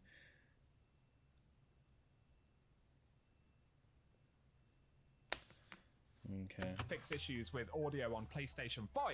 I know there have been some frustrating ones there. There's a couple of extra shouts regarding PlayStation we'll get to in a moment. They're also looking into the camera sometimes spinning violently when entering Matterspark. You know there's a problem Eesh. when even the camera gets motion sickness. Otherwise, Kepler Tier 2 and 3 gear focusing is displaying an incorrect unlock requirement, and players must complete the Explore Kepler Bullet Sponge quest to unlock Tier 2 focusing, and the Explore Kepler Bullet Sponge quest 2 to unlock Tier 3 focusing. They're referring to the Fabled and Mythic quests on Kepler. Jesus. Otherwise, teleporters are not functioning in Prophecy, Duality, and the Corrupted, although you might not mind because those pieces of content are practically irrelevant. All jokes aside, it's good that Bungie are fixing them, of course. Then next week, on Tuesday, July 29th, they're looking into hit markers not functioning when damaging targets. I'm looking forward to that one because gunplay just feels a bit weird at the minute. Otherwise, error coding out of the Edge of Fate missions can prevent players from relaunching them. And the Meteodoxia and Wishful Ignorance exotics can't be fully masterworked. Plus, Heart's Purity ornament is floating around the player or not animating properly. They do, however, say we're still actively investigating the prevalent PS4 console crash and have identified a root cause. Players experiencing this issue when logging into D2 or loading into the tower are advised to unequip certain armor pieces. So those pieces include the Warlock TechSec chest, Hunter TechSec cloak, and the Bushido cloak, as well as the Titan's TechSec mark, Twofold Crown mark, and Last Discipline mark. Based on the word in there, Bungie are pretty confident that those pieces of gear are causing a lot of issues. I would assume they're not causing all of the issues, however, because people were still experiencing the crashes in day one campaigns, so they didn't even have those pieces of gear yet, but it's definitely something worth bearing in mind. And despite me sounding salty, I do appreciate Bungie getting these fixes out. Another thing I appreciate is the transparency right here regarding armor stats. So they say we're investigating reports that ability regen was not recharging at the rates communicated in a previous TWID. Right now, the ability stats, grenade, melee, class, and super, are returning less ability energy than stated in the previous communications, where Bungie had said that hitting 70 in an ability stat in Edge of Fate was equivalent to pre-Edge of Fate values, and that beyond that, going above a 70 stat would result in a faster recharge than before. This currently isn't true for the 70 stat mark, but it applies to the 85 stat mark, and they intend to make it true for the 70 stat mark in an upcoming patch. So the short version is they're going to fix it, and the design goal for Edge of Fate stats is to let players be able to reach higher levels than before by investing heavier into specific stats. So making a 70 stat one of the big trade-off points is important for the design goal and to meet player expectations for build crafting in Edge of Fate. They also say there'll be a Yeah, full well. breakdown of how the stats are being corrected, but suffice to say, mistakes were made, and we're sorry for the accidental confusion here. We intend to make it right quickly, so they've confirmed that they'll be dropping that update on the 20th of November 2025. I'm only joking, that is not confirmed. Oh, I imagine thank within a God. couple of weeks, Bungie will be able to get that one sorted. Frustrating that it's still an issue right now, but it should line up with players really starting to unlock higher tier armor with even higher stats and investing into that as we move a bit further towards something of an end game. So good communications from Bungie, and there are a couple of things regarding the contest raid, which we'll touch on in a moment. Something I wanted to highlight here, a bit of a power exploit that players have found, and the short version is that if you have unclaimed items from previous season passes, there is a way to actually claim them, and when they drop on a character, it's possible for them to have higher power than your equipped gear at the time. So this is pretty ridiculous, actually. I jumped onto a hunter that I abandoned a couple of months ago, which was literally at 10 power. Firstly, I pulled over my weapons from my main character. Then I headed to Saint 14. Yeah, but that's how it's always been. It's always been like that. More, obviously. That allows my hunter to pull 200 power gear, nearly, from Saint. So immediately, my hunter was at 200 power. And this is where we actually get the tip about pulling things from the season pass. There's an extension you can install for Chrome, which is called Destiny 2 Wayback Machine. I'll link it down below, but basically, you install the extension, and then when you head to the previous season pass This page isn't really on new. Bungie.net, which is This also has always linked below, been there. the extension actually allows it to show all seasons, or the majority of seasons, of unclaimed loot that you have, which can of course include weapons and armor from season passes. Now the crazy part, as you can see, I started with a 200 power machine gun, but I had a plank stride from many seasons ago, and when I pull that over to Whoa, the it's a hunter, plus that drops 3. at That's 203 power. Same applies to my Whatever. armor right here. Any armor pieces that I'm able to pull from a previous season can actually drop with higher power. The important thing that you need to do though is target the slots which currently have your lowest power. So as a for instance, if you've got 5 slots at 205 and 3 slots which are at 200, you need to pull something that goes into one of those 3 slots that are at 200. There's another site that you can use for this called Destiny Power Bars, which will actually show you which are the lowest in slot. Basically, we're looking for pinnacle level jumps on the pieces of gear. So as you can see, the armor pieces I've got here at 199 power. When I pull pieces from a previous season pass, they're dropping at 204 power. Obviously, I'm using a character which is basically at level 10 here, but this applies even if you're at 250 power or 300 power. So the only thing you'll depend on is actually having leftover things from previous season passes. I, unfortunately, don't have that many, so I used up all the ones that I had available, which gave me a jump of around 5 power total from where I started. But if you have a lot of stuff you haven't claimed, this could be a reasonably significant amount of power actually sitting there in your previous season passes. Not so really. that's basically how it works. Definitely worth a try. Keep in mind again, you need to install the extension, which is It's linked not even below. an exploit. Then head to the Bungie Season Pass page, also linked below, and claim gear that goes into what are currently your lowest power slots. Take advantage of it while you can, I'd imagine. If Bungie have a way that they can easily stop this, they probably will, because it's circumventing what appears to be a significant grind, which was Bungie's intention with power. And that's precisely It's why not. they disabled Encore It's last literally week, giving so you a don't plus miss out on 5. that.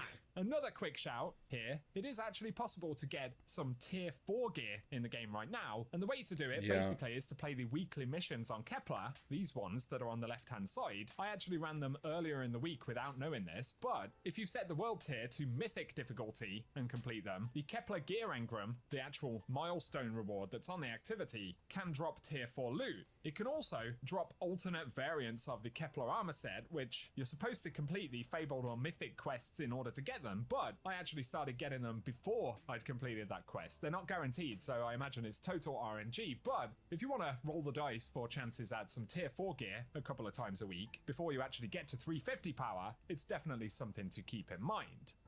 A last thing to mention though, Bungie have addressed some feedback regarding the contest raid over the weekend. So priority conversations they're looking into include power deltas for contest raid difficulty, and they've said we're seeing reports of enemies being at higher power deltas than what the activity advertises, so enemies having a skull icon next to them instead of a sword. We will investigate, is what they've said. I actually think if it turns out that the contest mode was harder than it should have been, I don't know, I'm not sure Bungie will even admit that, because it just has the potential to cause too much drama. Who knows, maybe I'm wrong, but Otherwise, PC crashes after 5 hours with certain hardware configurations. That actually, as far as I'm aware, is not unique to this contest raid. That's been going on for a long time. But they're also looking into rally flags not fully refreshing ammo and abilities. They also say some players are concerned that clearing this contest required loadout swapping, lengthy ad clear phases, stockpile ammo, and near perfect execution. Also, some players feel that contest difficulty may have been tuned too high for this raid, so that only an incredibly small portion of the community could have a shot at completing it. I love how they say some players are concerned that loadout swapping was necessary. It or is. that players feel contest difficulty may only be possible for a small portion of the community. I mean, they're not really concerns or feelings, it's a fact. I do agree though that contests should be difficult. Maybe there was an error in this one and things were harder than they should have been. Who knows? Maybe Bungie will give us more clarity on that in the future.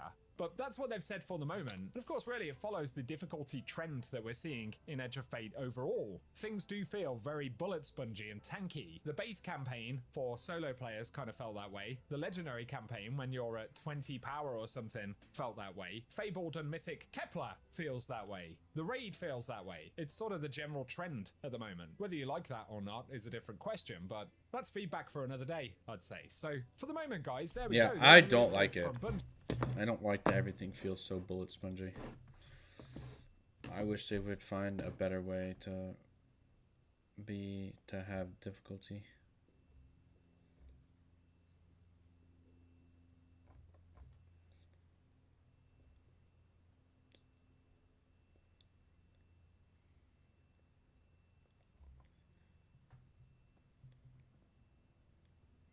What do you mean, how does he remind him who's still the boss? It's not like he dropped him. The fuck? No way. For this guy. Today's starting pitcher for the Dodgers is at 34 home runs this year. Crazy. Batting average pretty low, but his last 2 games and knocked in 5.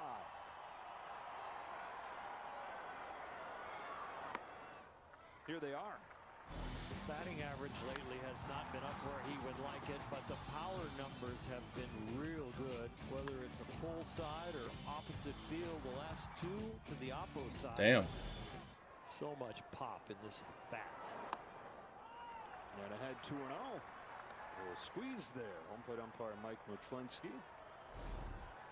Ryan Jeffers behind the plate. This is poorly caught, but it was to the opposite side of where the target was.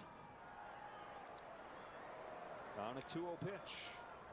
Shohei takes a strike. Right down the middle. Got a hit in the first inning of one of his starts. Like you mentioned, though, that was with him walking off of the mound to the on-deck circle, not even going into the dugout. And like it was his phone booth. Oh. Hit the ball in the air to center field. The starting pitcher. It's a monster home run. Damn. He is out of this world. Shohei Ohtani, one of a kind, all time. 35 for the year.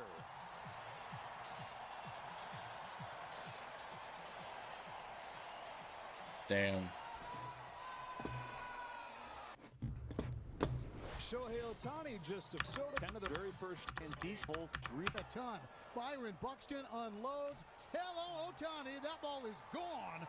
And Byron Buxton has done it again. And a Southern California buck truck sighting here at Dodger Stadium. It is 1-0 Twins. Ohtani's first bump day since the 12th of the month. That was 9 days ago in San Francisco, and he was outstanding. Caught it first by Freddie Freeman. A couple sweepers have been hit hard. 1 run, 1 out in his first inning, and Trevor Larnach, former first-round draft pick. Oh, nasty.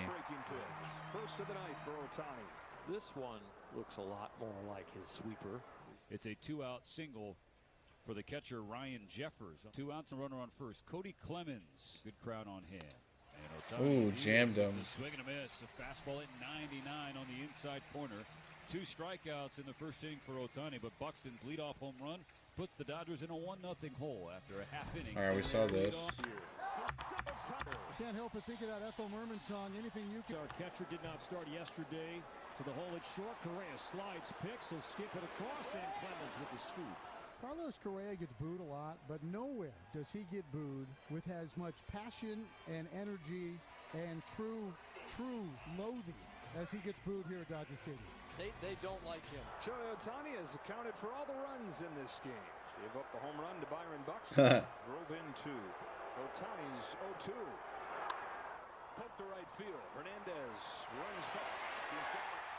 Back-to-back base runners for the Twins against Ohtani in the second. Now the last of the order, Harrison Bader. 2 on 1 out, the 2-2. Swing and a miss, strike three. Bader had a fastball pumped by him at 98.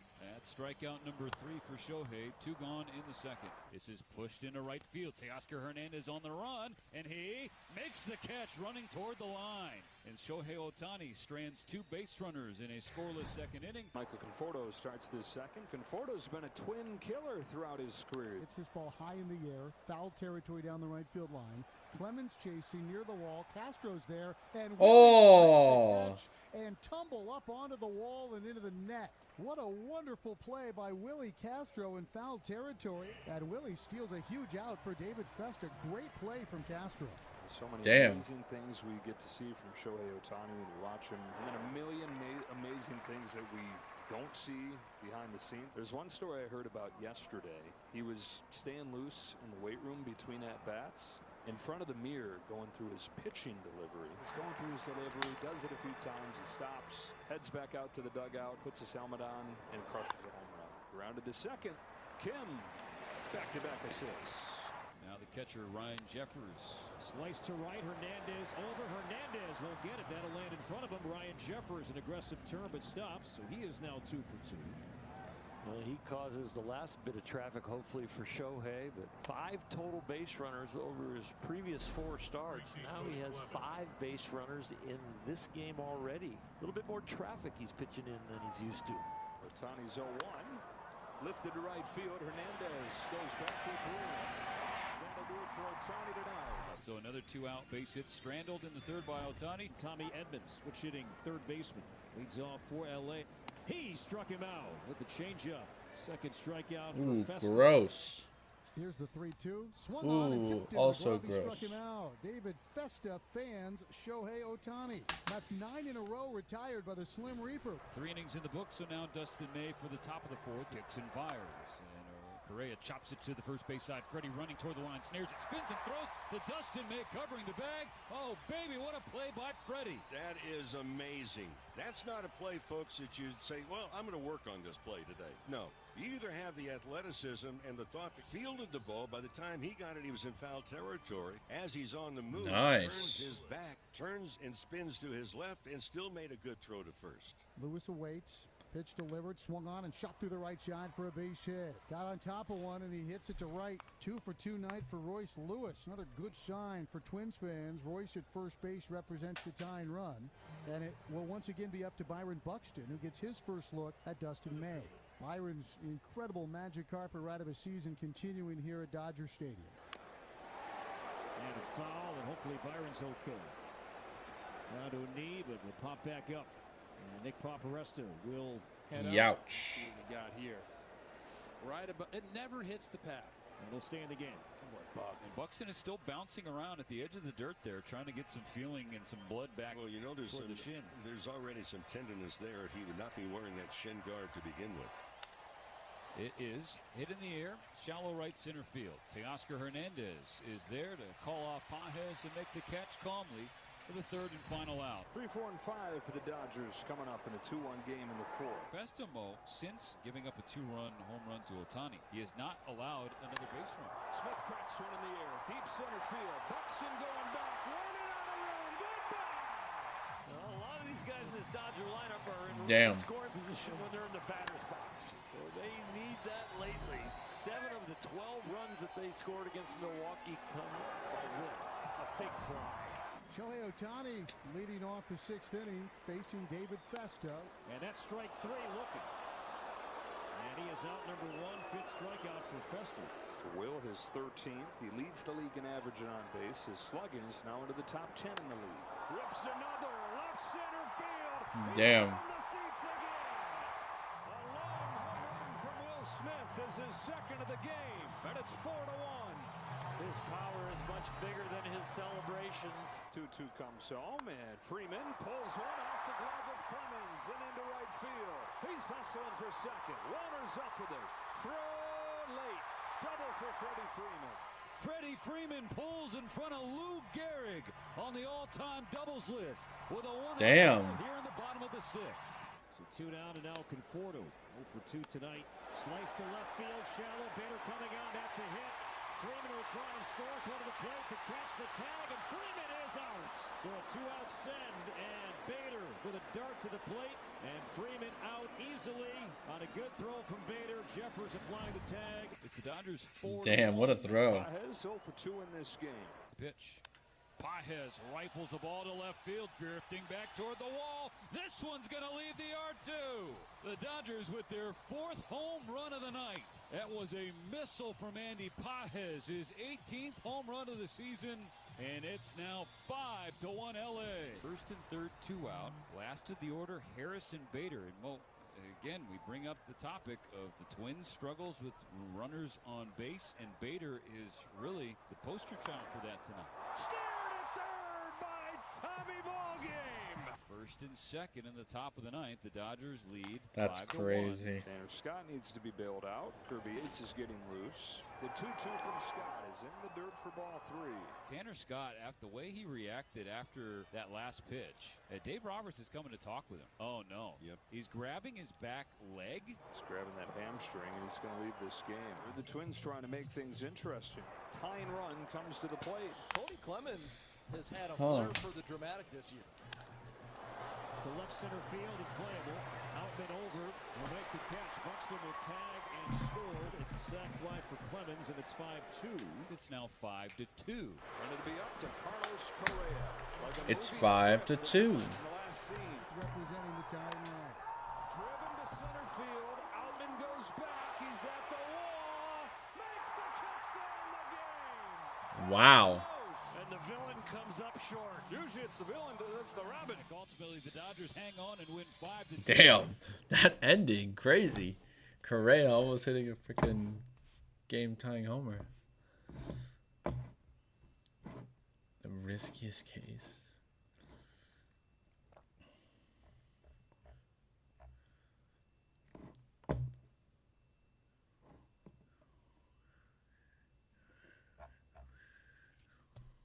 What the hell?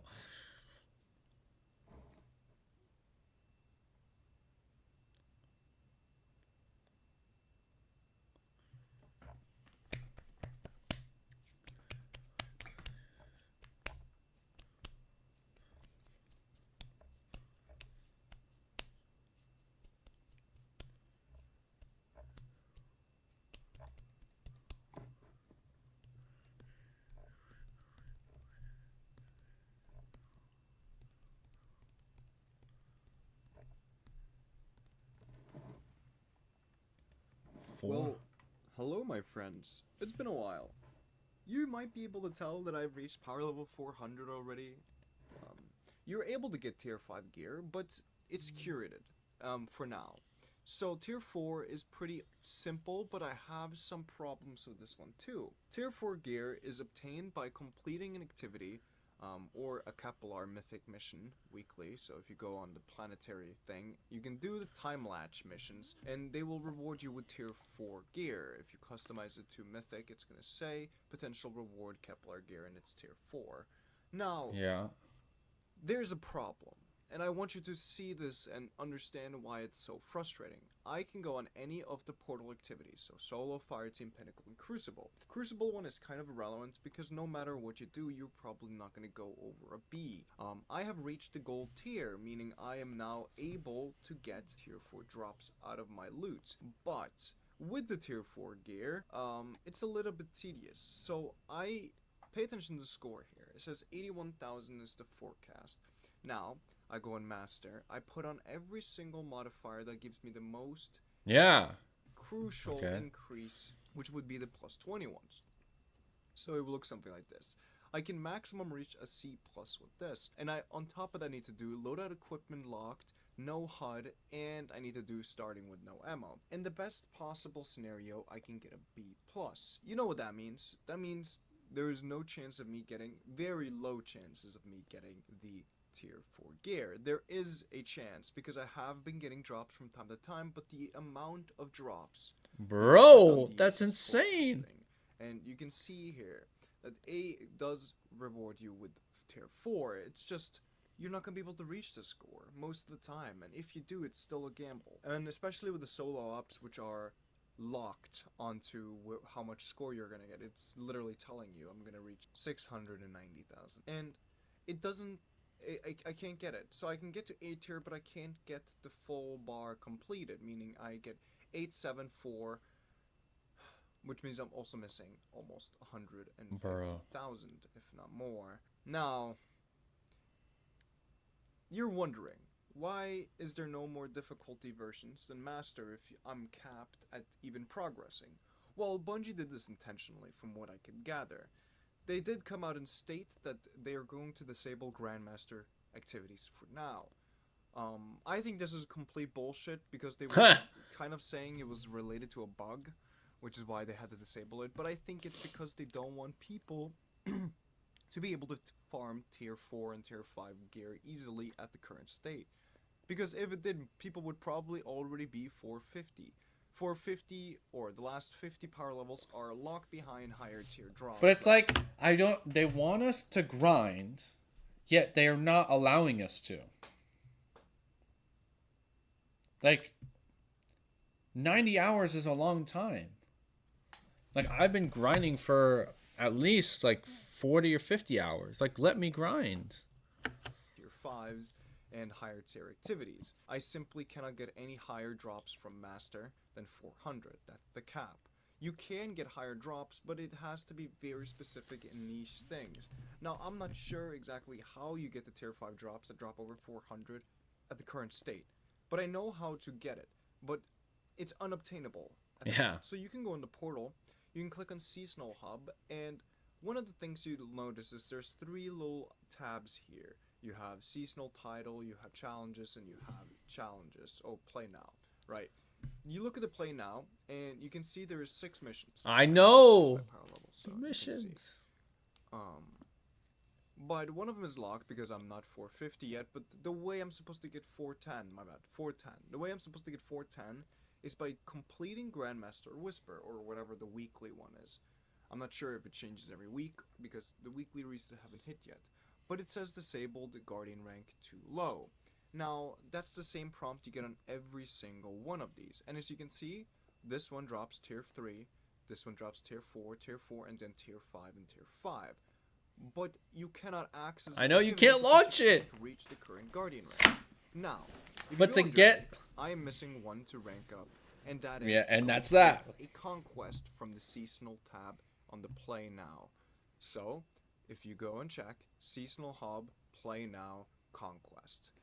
You cannot progress this bar. Now, I don't know if they disabled it very early on, meaning if you were power grinding through your Guardian ranks, you might have been able to do this. Now, I'm not sure. But right now, you simply cannot access it. And that sucks, because that locks us behind this wall. The only reason I was power grinding as much as I did, it was because I wanted to farm for tier 5 drops. So I could get better armor, better weapons. I don't really care about weapons too much, but mainly for the armor. I want to get good stat rolls instead of these half-whack tier 4 drops. But I can't. It's very unfortunate, and that's probably my biggest criticism with this. One thing I do enjoy is that Bungie allows you to farm at your own pace. They did say they didn't expect anyone to reach 400 by the end or halfway through the season, meaning in, etc., 30 days. They were terribly wrong. Let me explain to you how they went to see this. So, this is why I think this is so comical. So, you give people the option to farm for anything or any activity in the portal. Yes. One of them gives you 4 drops, and it's mostly a jumping encounter. Them adding the modifier Grappler just for them to disable it because people were completing the activity too fast. They estimated people would take 4 minutes throughout this activity, and people, or Bungie, didn't realize we're going to optimize it down to the second. So, the world record before the DLC drop was 8 minutes as a solo player. Now, I want you to think about that. 8 minutes as a solo player is nuts. Now, if you have 3 people who are farming this on repeat with a modifier that gives them a huge advantage, allowing them to do more skips and go faster, on top of the new gun being incredibly broken, don't you think they would just complete this even faster? My point is essentially they first disable Grappler, then disable the activity to re-enable it with less drops, and then they also disable Grandmasters at the same time so people can't complete those. It just makes me wonder, what's the point here? What are we trying to accomplish? You give people these options to go for whatever they want and farm at their own pace, but you also remove the option because people are accelerating the current speed that you estimated. I think it's weird, but you know, it's Bungie's game at the end of the day, sadly, so they choose what they want to do. But I'm hoping GMs, or at least you'll be able to upgrade your Guardian rank after reset. That's my hope. That's probably one of my biggest criticism about the new. All right, that's enough. Now that we have, let me check. Was there the update?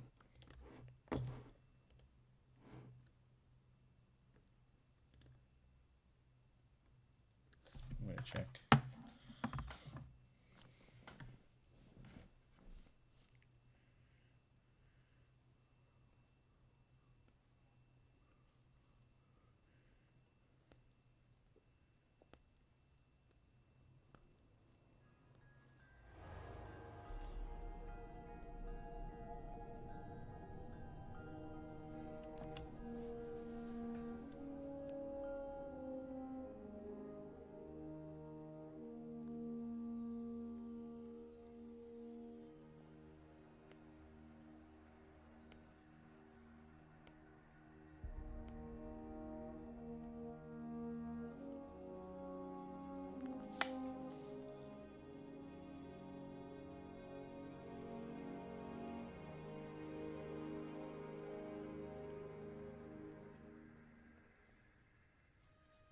Nope.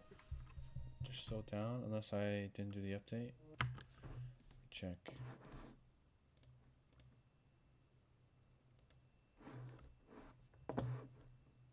Restart Steam.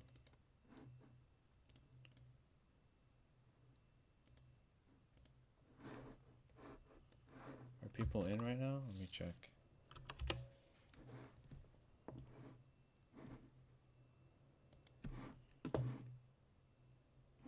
Got his ass anyways. Oh, let's go look at this one. Oh, wait, hold on. Bungie. I think they're still I still think they have issues.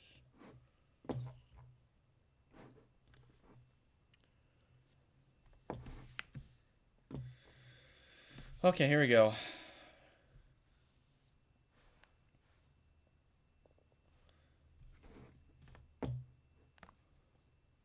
Fix an issue where some conquest modifiers were not displayed properly. Fix an issue where players would only match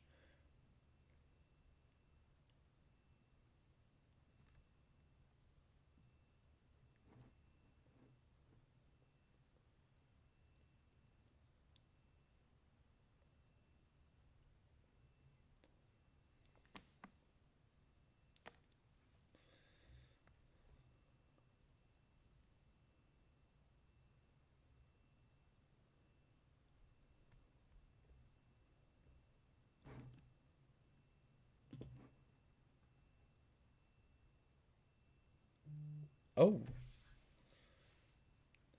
Charge amalgamation rounds were not affected by this bug and their damage is unchanged. Wow, okay.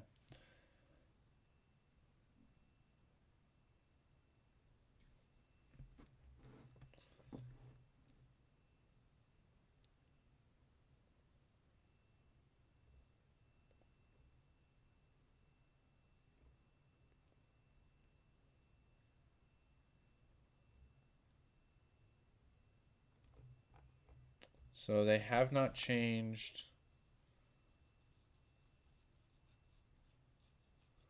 Doesn't look like they've changed the issue.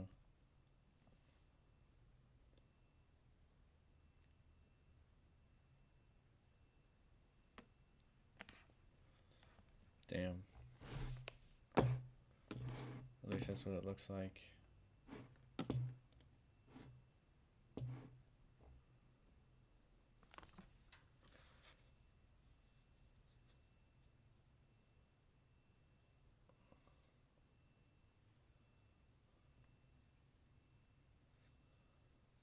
Okay.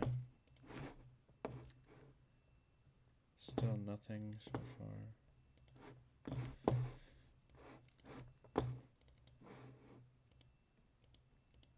Alrighty. Well, if it's going to be another 2 hours, then I think we're going to call it for the day. Well, for the first stream of the Den, I think it was a pretty successful one. We watched the Tour de France, recap some of the rugby games. Fortunately, we couldn't play some video games, but Destiny is still under maintenance, so we're still waiting for some stuff. But for those of you that did tune in, Max tuned in, Tiarnan tuned in, maybe a few other people tuned in as well.